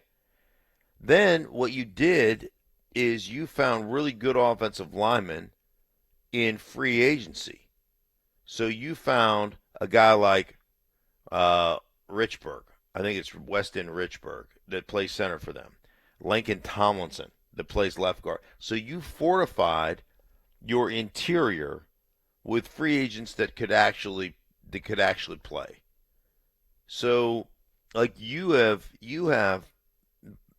invested heavily in lines of scrimmage, and then you piecemealed other things. You got Richard Sherman out there, and you piecemeal at the cornerback position from another team, and so you piecemealed the rest of your team together that way.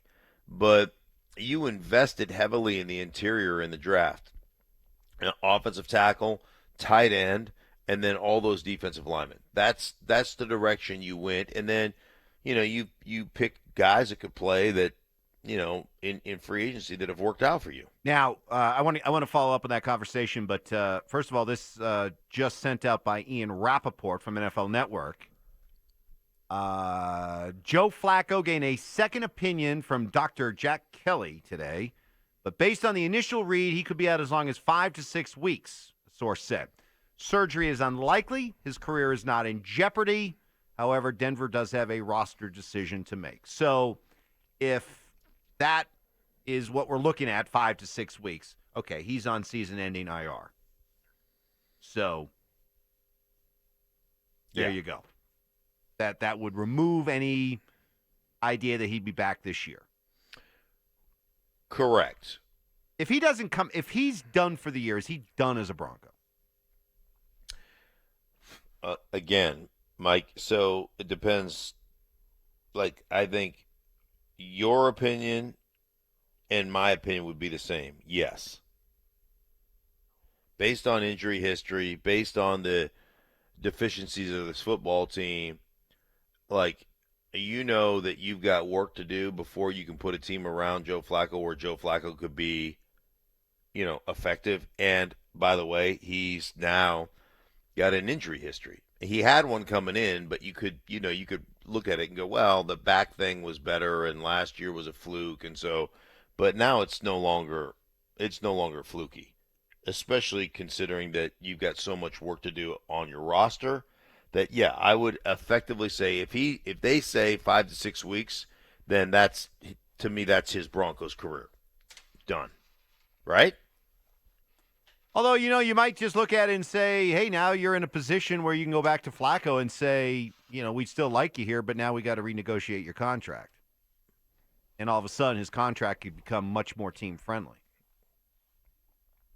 Yeah, because that's what he wants to do. Well, resign here. Well, what are his options going to be? I don't know. He's made probably $150 million. Okay, so you think he walks away from football? He may just walk away. Well, okay, let me ask you this. I'm saying if he chooses to play, if his season is over, and now he's got he's had the back and now the neck, and he's another year older. What is the likelihood that he's going to be able to find a starting job in the NFL next year? Well, okay, so here would be my counter to that before we start talking about starting jobs in the NFL next year. The odds are probably good that he would be able to come in and compete for a starting job with a crappy franchise that is going to draft, that's going to draft one of these fill in the blank 5. Okay. So would you rather, so you've got that option, is to basically do what you did here, come to a crappy team and say, hey, you get to be the starter for this year, and then we'll evaluate it after that. So do you want to do that here again, where you are going to move to a younger quarterback, or you would assume you're going to move to again? So he becomes Case Keenum. Yeah, or you go to like Washington, or you go to one of those teams where the odds are you guys are going to stink, but you get to be a starter. Or like the last option would be, because now I know this is going to be hard to comprehend, people, because we don't do it here. Okay, we don't do this here, but there are organizations out there that value a veteran set of eyes in their quarterback room as they're growing a young quarterback. And would you be willing to be that veteran backup, that mentor to a young quarterback to help that guy continue on his journey, and to be that emergency guy in case something happens to that individual, and be a part of a really good football team? No. Like the Rams, for instance, where they went out and got Bortles, or there are other teams that have done that before. So, are you at a point in your career where you're like, yeah, I know I have a tough time staying healthy and all those different things, and I'd like to be a part of a good organization and help mentor a young quarterback. Maybe that's an option, but I don't think you're going to want to do that here. All right, let's go back to, you were talking about the 49ers, the Colts, the blueprint, invest, the Cowboys. The Cowboys. Take time and invest, build up your foundation, build up your trenches, whether it's the offensive line or the defensive line. Here's the problem with that. The Colts are at a point now where it seems like it's paying off, right? Mm-hmm. Prior to that, they went 4-12, 8-8, 8-8, and that was with Andrew Luck, right, by the way. The 49ers have gone through a 5-year stretch where they went 8-8, 5-11, 2-14, 6-10, 4-12. What you're suggesting is probably the smart way to go. It will set you up probably best for long-term, sustained, a decade-type run of success. Mm-hmm. If you take off on this track. But it's going to take time. And you're going to have to convince a fan base, and you as a front office have to be able to understand that while you embark upon that kind of path, you're already in the midst of a stretch of football where since starting after winning the Super Bowl, the year after winning the Super Bowl 4-0, you finished that year 5-7, then you went 5-11, Then you went 6-10, and now you're 2-6. I think the math is 18-34 over their last 52 games. And now you're saying with that as your most recent memory, now you're going to embark upon a path of team building that will, probably take, a few more years before it starts to finally bear fruit. You think this, first of all, do you think this organization is up to that? And do you think this fan base is patient enough for that? Or is it, keep swinging for quarterbacks with the idea that, hey, if we can find the unicorn, that covers up all warts. Right. I just don't think you're going to, I just don't think that's a sound strategy, the unicorn strategy. And even when we find one, i.e. Patrick Mahomes, that was a playoff team that he went to. Right. It's not like he joined a crap team.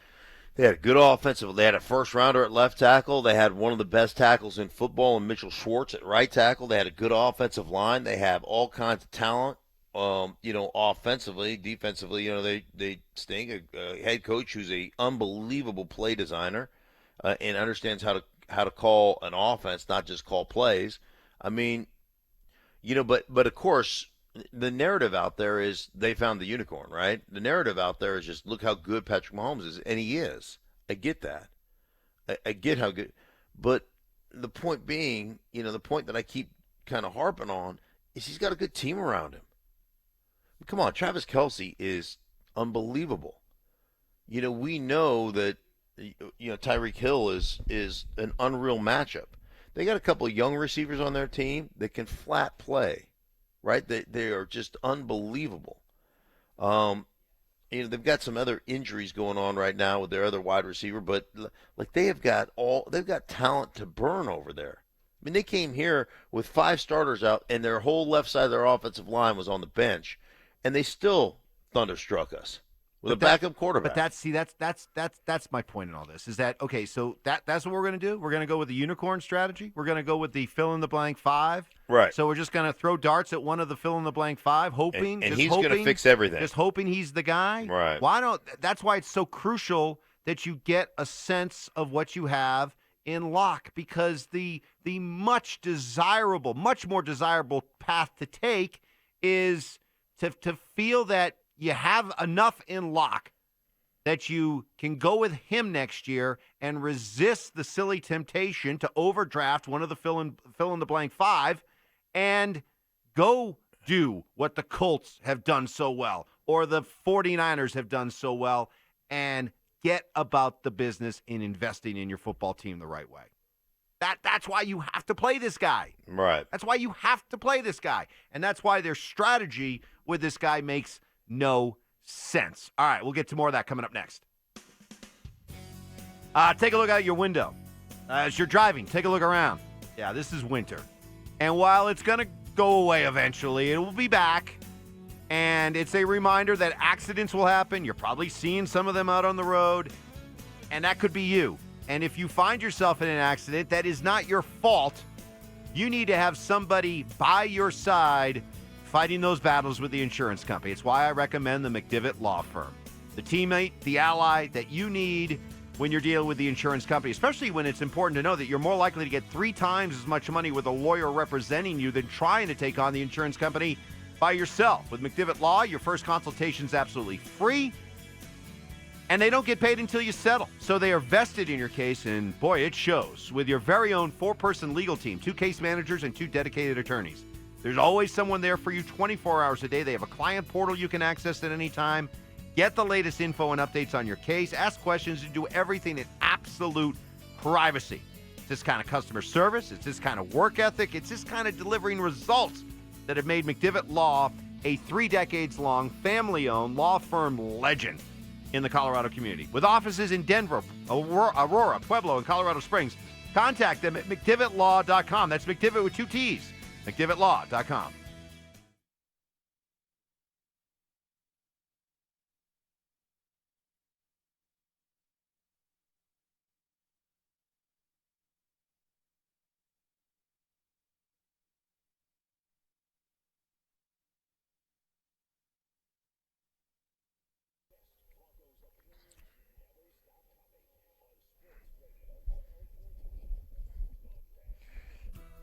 Hey, guys, let me tell you about my friends at Spine One. Guys, are you suffering with neck or back pain like Joe Flacco is? I tell you what, I suffered with it for 20 years, guys, and the folks at Spine One, well, frankly, they changed my life.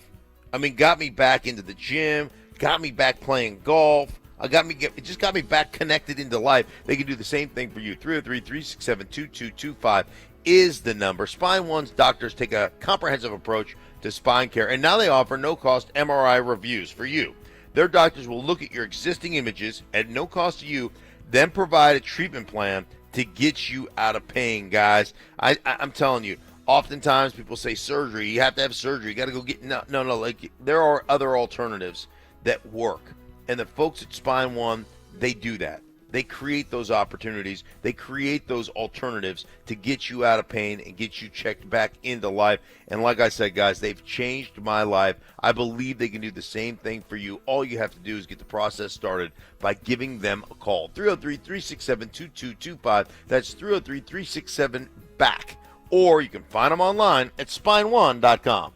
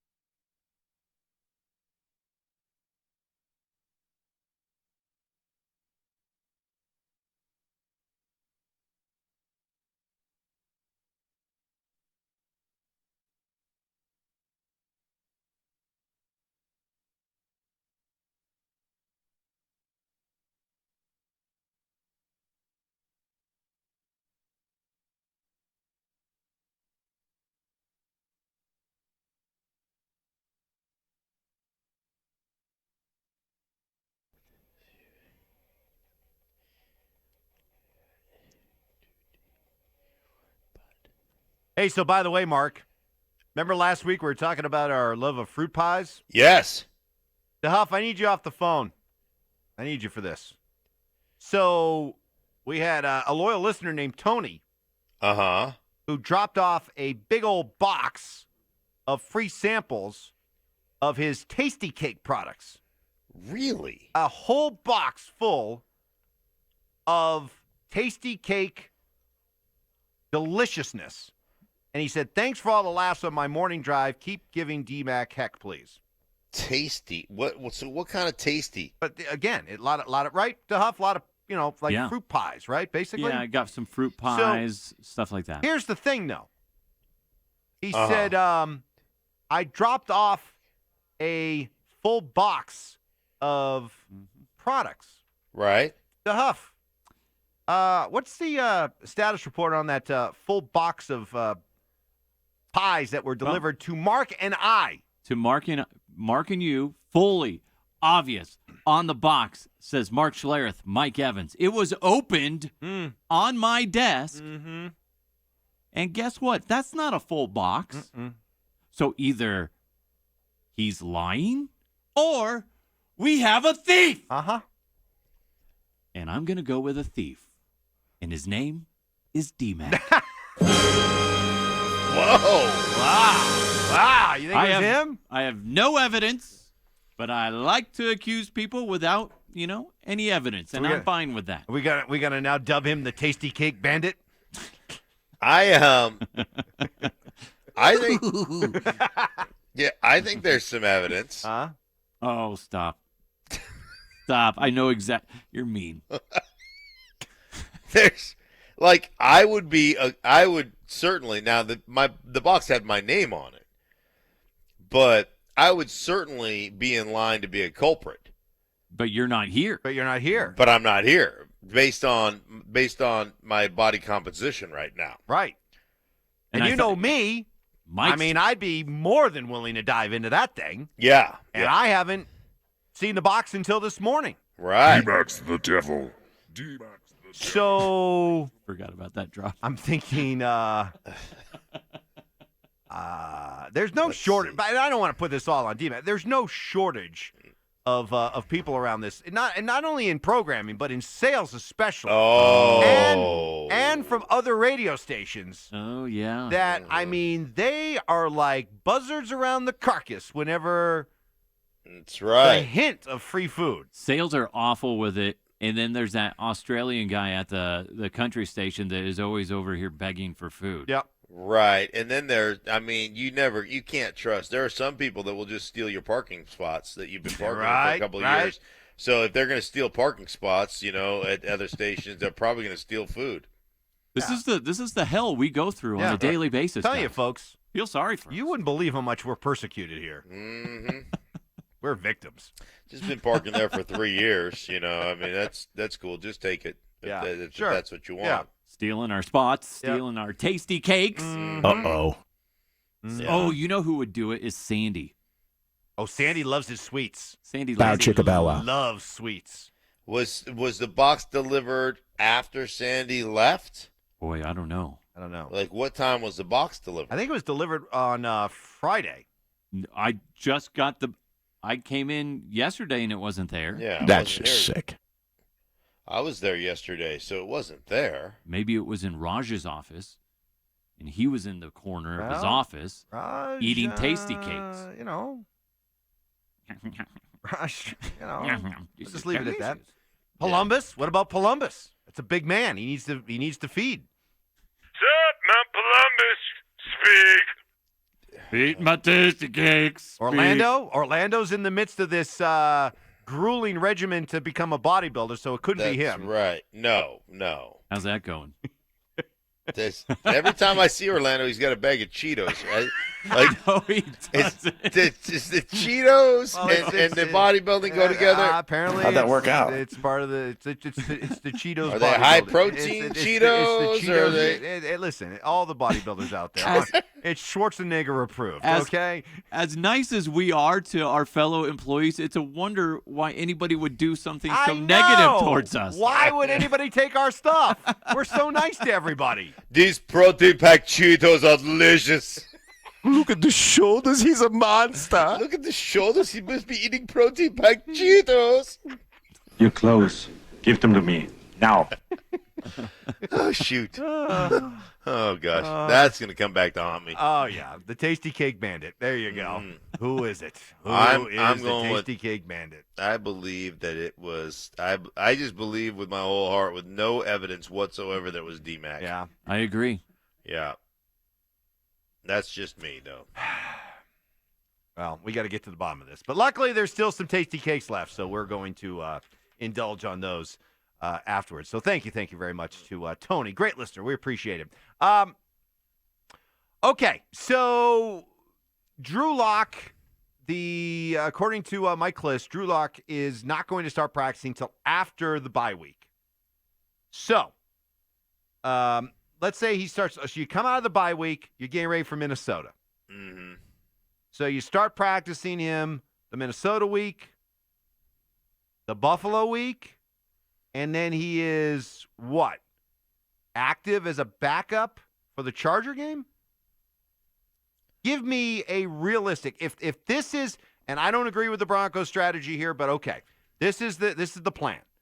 Drew Lock doesn't start practicing until after the bye week. So when realistically does he suit up for the Broncos as the starter?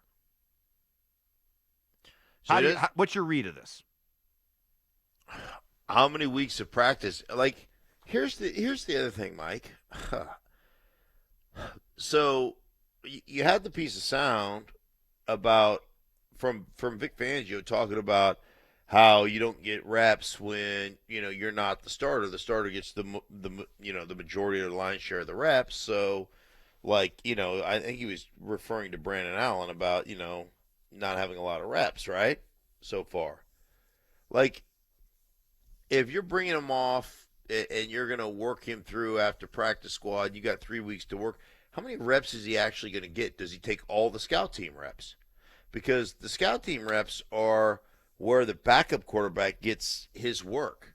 Do you know what I mean? So if he's not ready and you're not going to put him into the game, you can't give him those reps. If Brett Rippon is going to be the guy that you're going to put in the game in case Brandon Allen gets hurt, you know what I'm saying? Mm-hmm. So where do you actually – because what they say is that, like, when they hold up the scout team card and say, okay, here's the play they run, we've got to think about this like it's, this play that we run.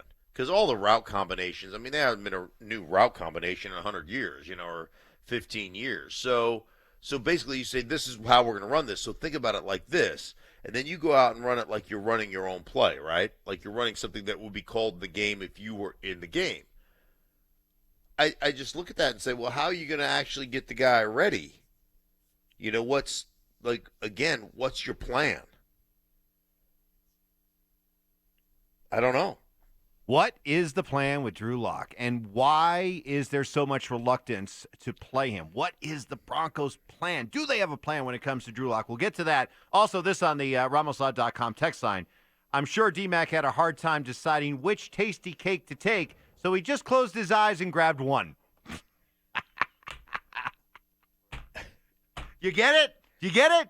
He couldn't pick which one he wanted, so he just closed his eyes and took one of whatever was available. Right. We didn't have great eyes. Or he took one of each. Ooh. Cover your bases that way. Right. Right. Took one of each. Right. And then tasted them all. Right. And then he said, I can't choose which one's the best. They're all delicious. I would recommend everybody just have whatever they want. Right.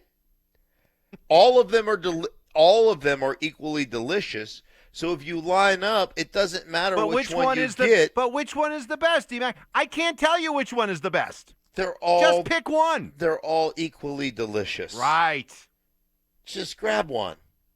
You're gonna love it. The fill-in-the-blank strategy with quarterbacks. The fill-in-the-blank strategy with tasty cakes. One and the same. Mm-hmm. Mm-hmm. All right. The more you know. All right. What is the plan with Drew Lock? What exactly are the Broncos thinking when it comes to this guy? That's next.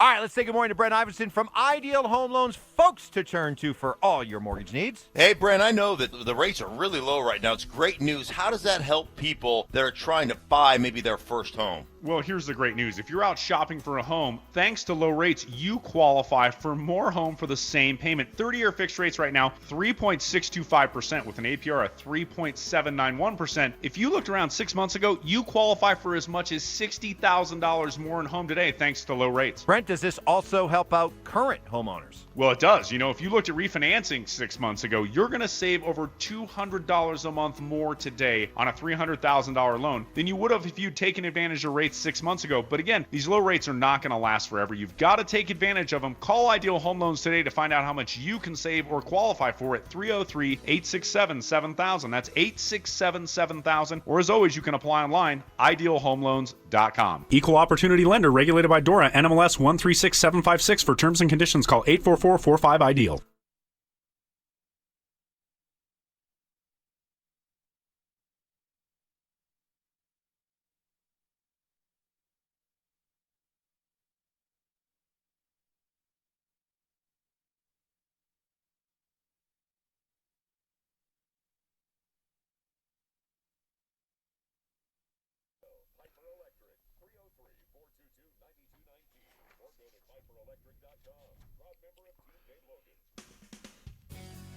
Hey guys, Mark Schlereth here from my friends at Monster Vac. It's time to give them a call. Get your ducks in a row. 303-277-0140. Guys, it's cold. The snow's obviously flying right now, and that means your furnace is kicking on, trying to keep your house nice and warm.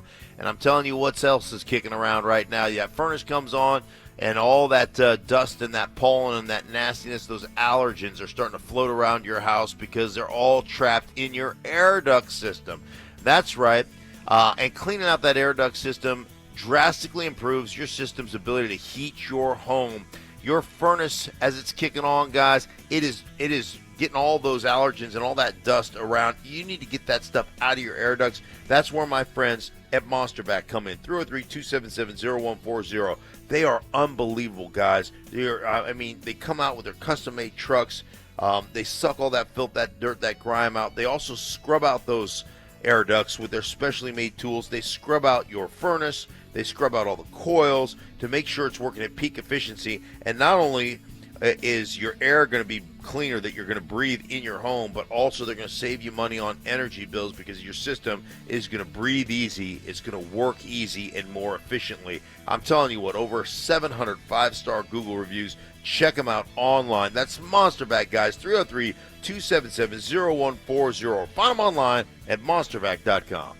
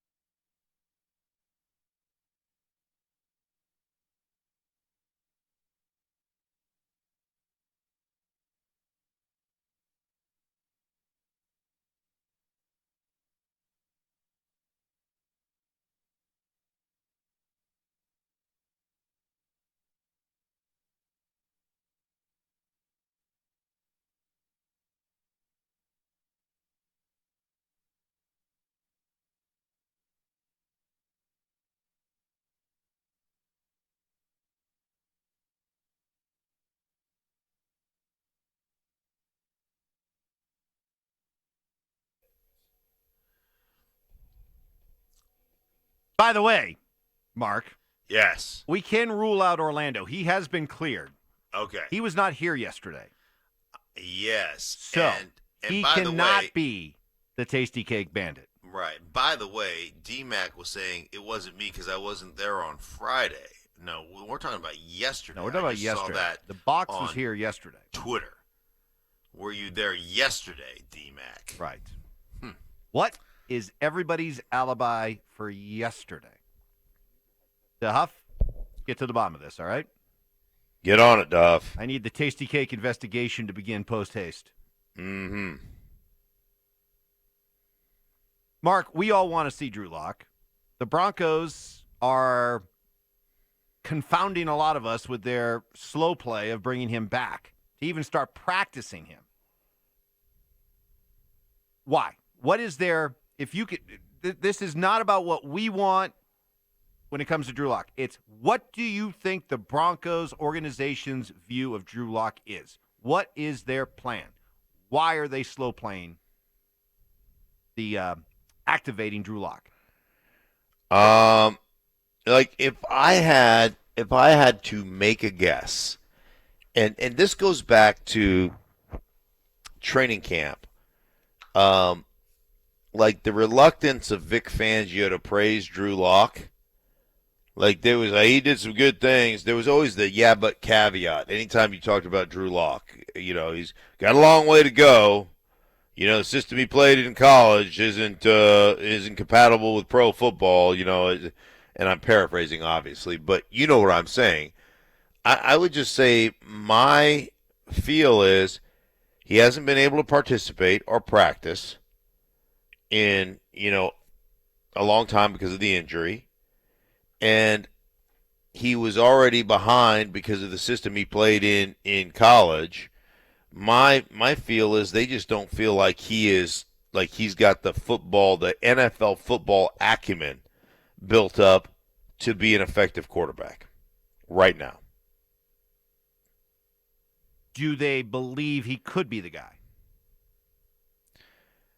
That I don't know. Do I believe that he could be the guy? I mean, they probably, like anything, there's just not enough information. I mean, I'm sure they have some doubts about it. And, and I'm sure part of their whole plan when they drafted him in the first place was, hey, he's going to be, a couple-year project or a year-plus project because of what we want and what he did in college. Okay. So then and we're speculating here. Okay, so if that's how they view him, they viewed him as a work in progress even under the best of circumstances. Now you add in all this time off with the thumb injury, sets him back even further behind. Right. So how do they view him in regards to their quarterback situation for next year? That, again, I think that they are looking at that like he is in the plans, but he's got a lot of work to do before he's ready. I just think they're looking at it like he's got a ton of work. So then that would tell me then that there's two scenarios then. Okay? One is that they still very much would like Joe Flacco to be part of their plans for next year. Right. Or two, they're going to be once again in the quarterback market next spring, bring in another quarterback, and we could have Paxton and Trevor all over again. Hey, maybe we'll get a cool T-shirt out of it. Right. Decision 2.0. Right. Oh, the humanity. Right? I mean, is that what?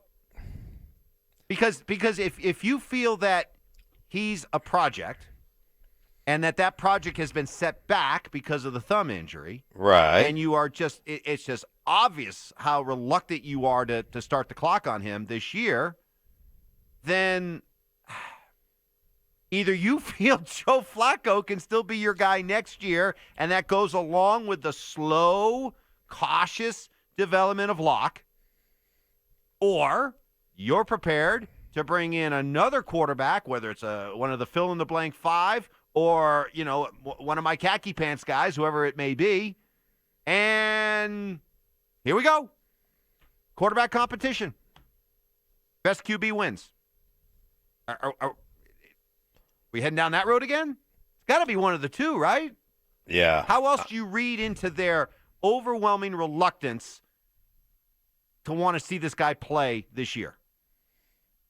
I mean, it's painfully obvious. They don't want, even when Joe Flacco goes down, even when now Ian Rappaport's reporting that it is, even with a second opinion, the expectation is he's out a minimum of 5 to 6 weeks.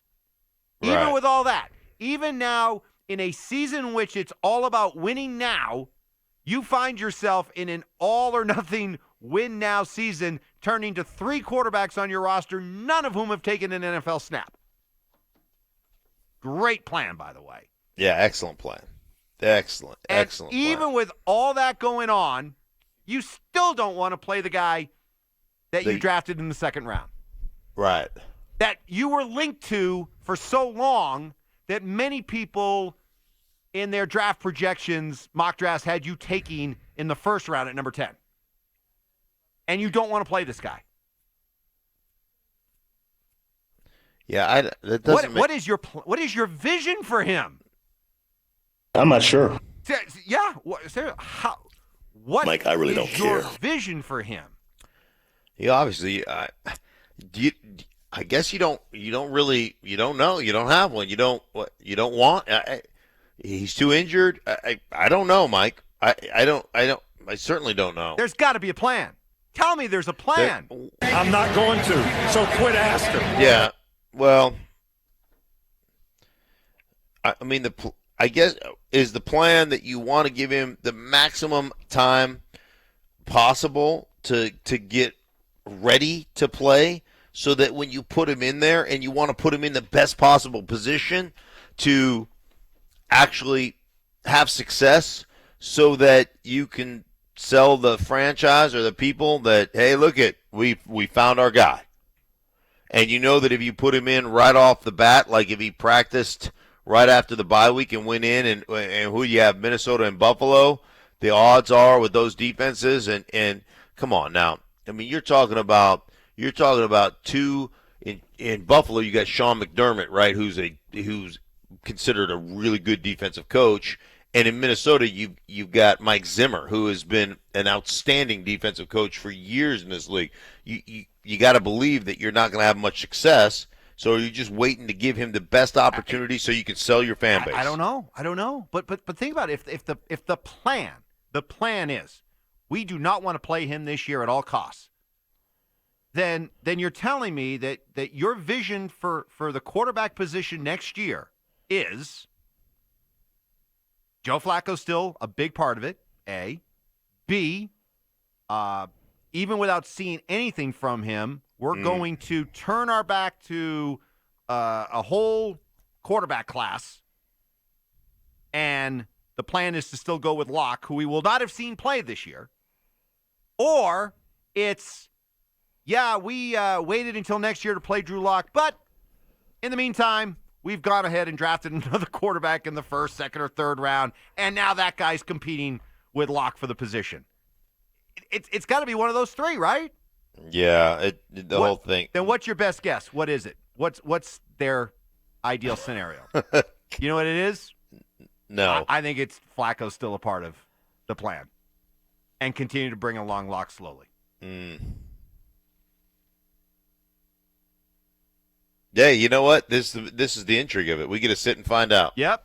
That's true. All right. Hey, everybody, please be safe today. Take your time.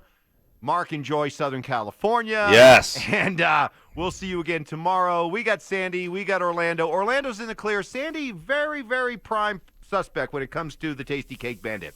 That's next.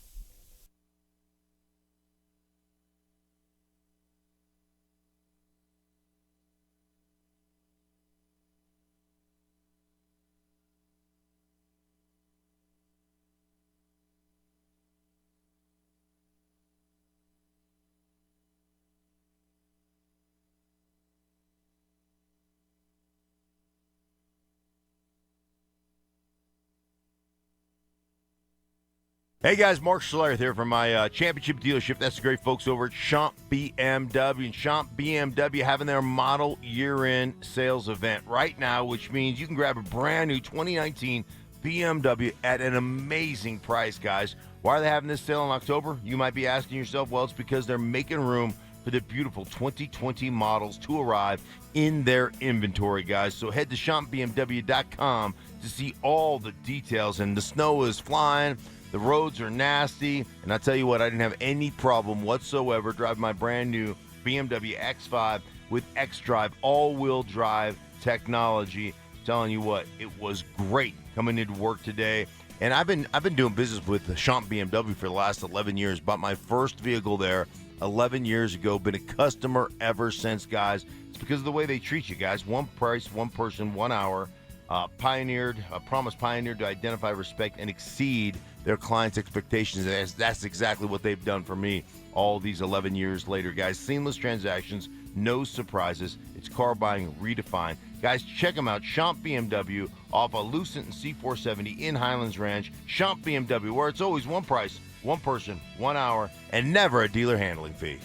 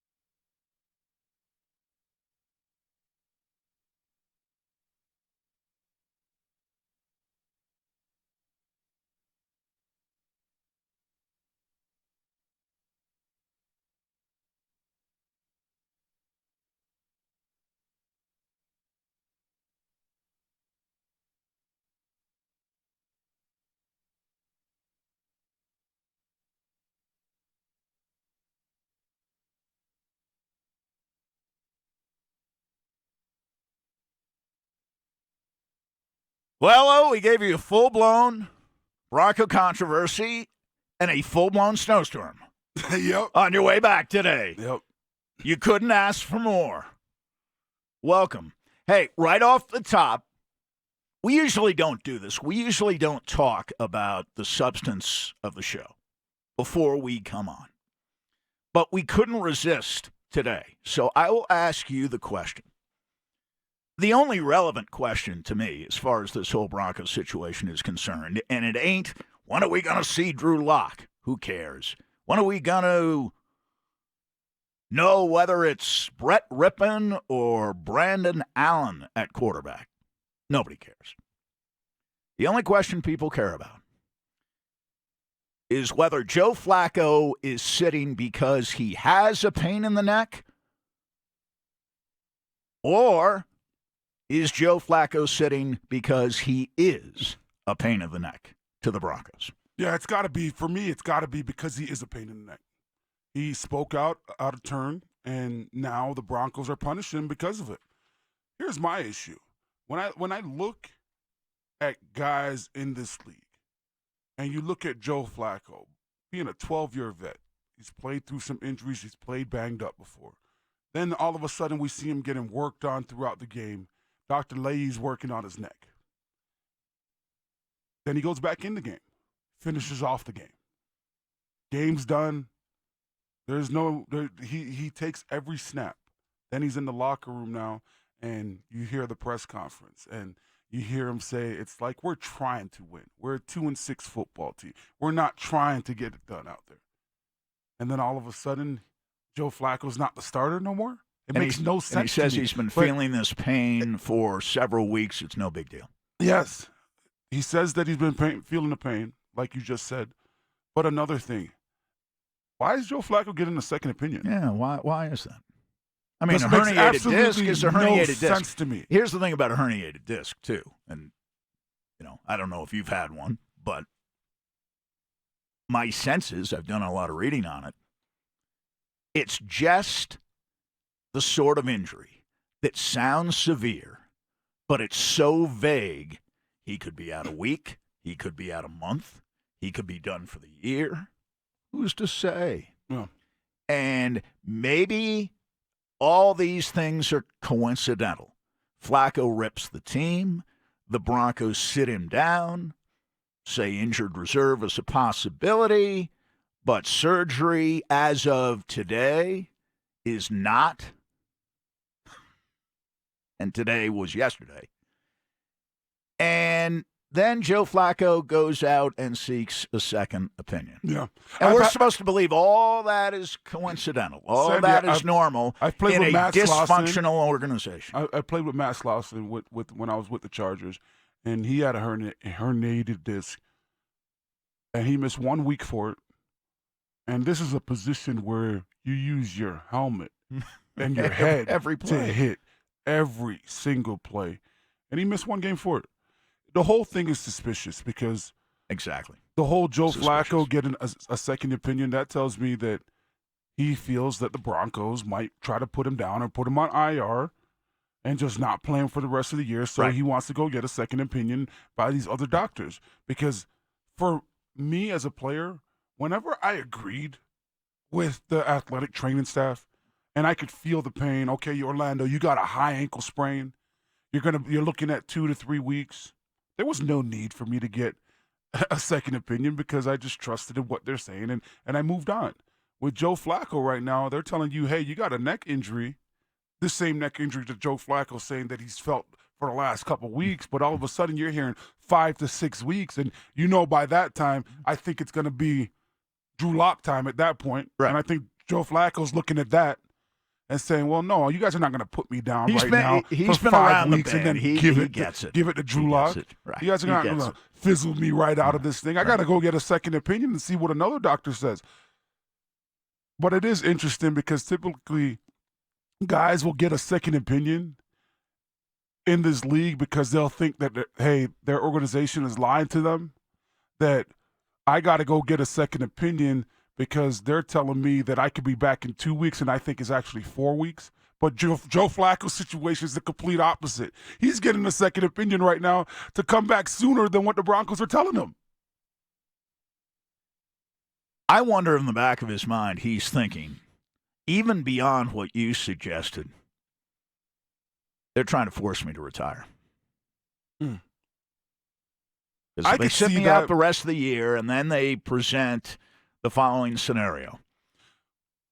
Whether we draft a quarterback or not, you'll have to compete for your job in 2020. Yeah. Well, the Broncos put themselves in a bad situation by restructuring Joe Flacco's deal. Right. They thought that they were going to get a better product out there, and Joe Flacco, for whatever reason, he lacks enthusiasm, but also he doesn't look like he wants to be out there a lot of the times. Now, we heard something different for the first time. Yes, we did. This whole season after the game. Yes, we did. You know, it was kind of pointing the finger directly at that play calling. Well, what are you doing? Right. Like you're calling these games a little bit too scared. And that's what we suspected. You hear Emmanuel Sanders before he departs. Yeah. He says, I know the problem, but I am not going to say. Absolutely. But I could see the Broncos now trying to get themselves out of a mess and trying to force him into retirement. But that's their fault. That's their own doing. I hope Joe Flacco gets a second opinion. His deal. And Nobody the doctor made him says that, hey, it's only a 2-week injury. And then I hope he makes it public. I hope this whole thing blows up in the Broncos' face, Sandy, because to be honest with you, this thing needs to hit rock bottom in order for John Elway and that upper management to realize, hey, we've been going in the wrong direction the last couple years. The short little Band-Aid fixes that we've been trying to have is not going to work anymore. We got to truly build this team throughout the draft. We cannot continue to do what we've been doing. So I hope this whole thing blows up, Sandy. Well, the multiple sources start at the top of the organization, folks. When you're saying, as an organization, that he's got this injury, and sure, Vic Fangio's out there announcing it. But this is coming from the top. And when multiple sources report the injury could potentially end Flacco's season, you know who the main where are they getting that one information from? Out of the multiple sources. You know what the main one is, and people cover them so well. It can't be just John Elway because they're citing multiple sources. No, they're not. And this is the story. I agree with you 100%, Orlando, that fully exposes the Broncos' perfidy and its dysfunction as an organization, the Denver organization. Its dysfunction at the present time. Yeah. And we'll come back. We'll hear from Vic Fangio, just kind of casually dropping in the information. Oh, by the way, because he's getting asked questions about what happened on 3rd and 5 and what happened in the second half of the offense. Oh, by the way, Joe Flacco could be out for the year. Really? And we'll hear from other skeptics from ESPN's Pardon the Interruption. Tony Kornheiser, Micah Wilbon say, of course this is punitive.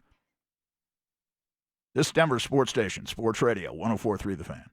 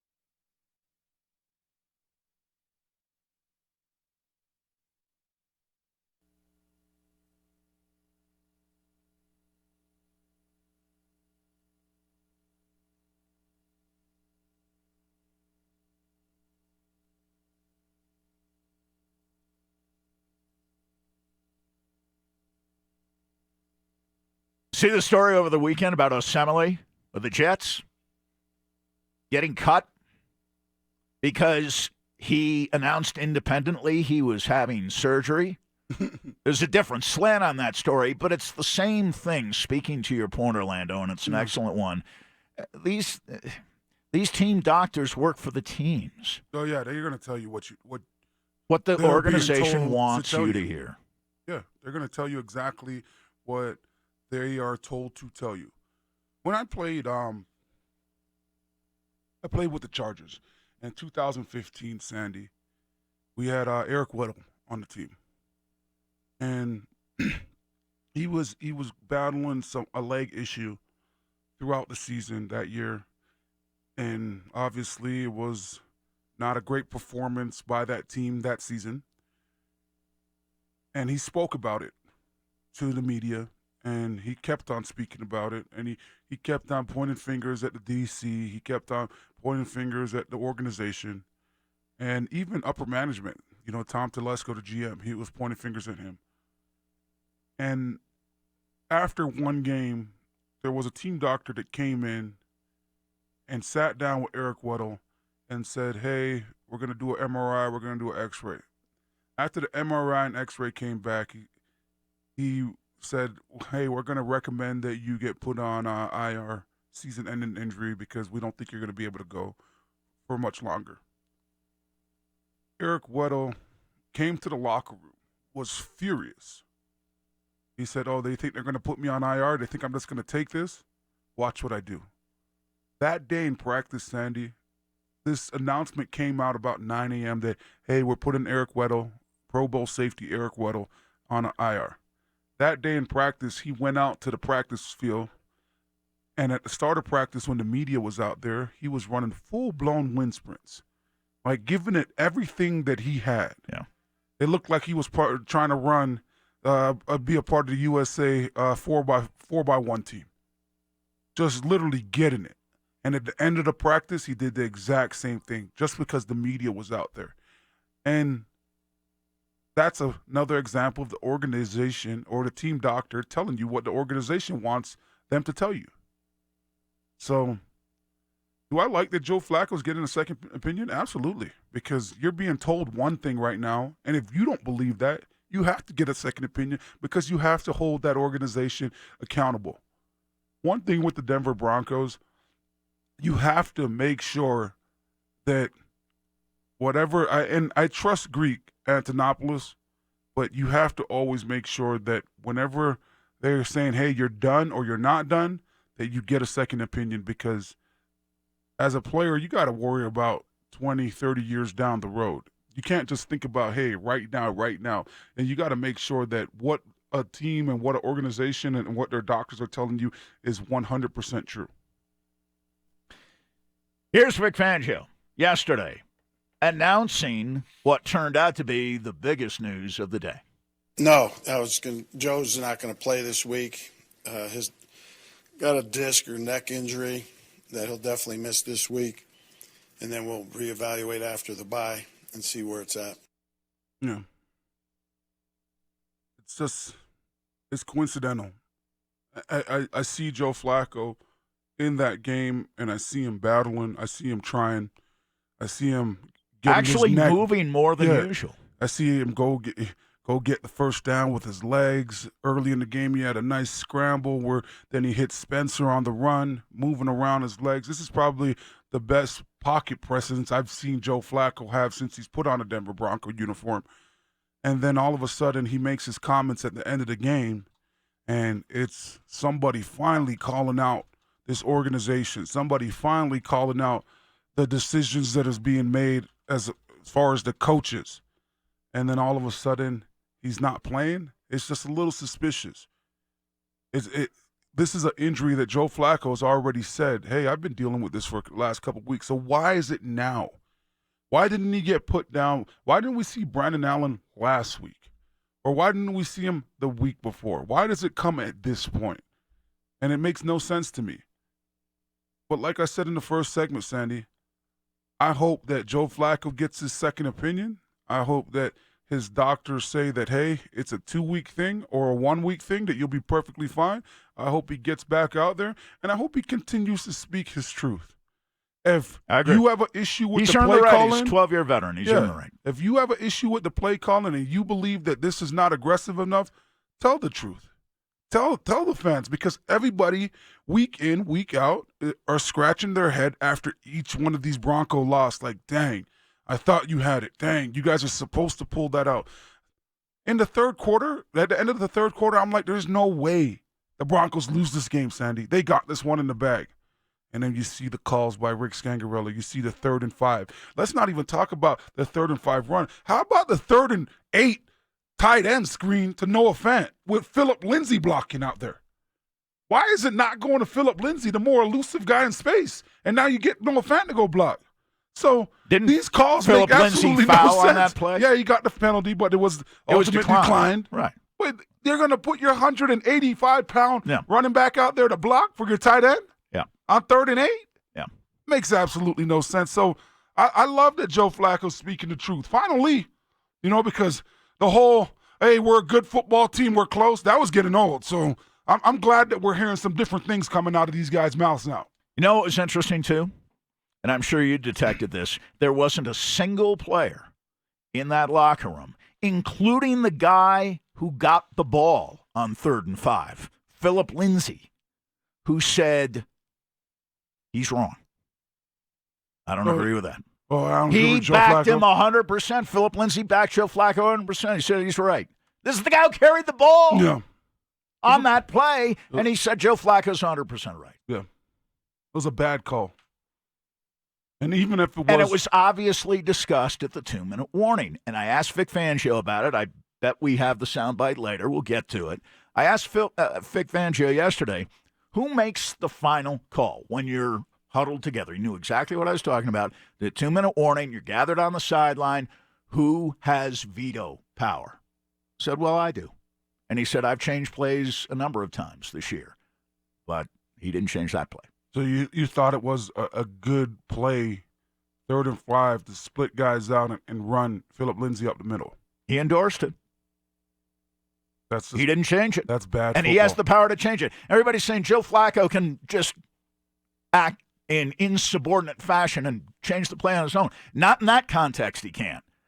This isn't a play being set in from the sideline in the middle of the first quarter. Yeah, it's a little different this when is it's the whole 2-minute game. warning and then you're This you're is a huddled decision up. that can affect your ability to win the game.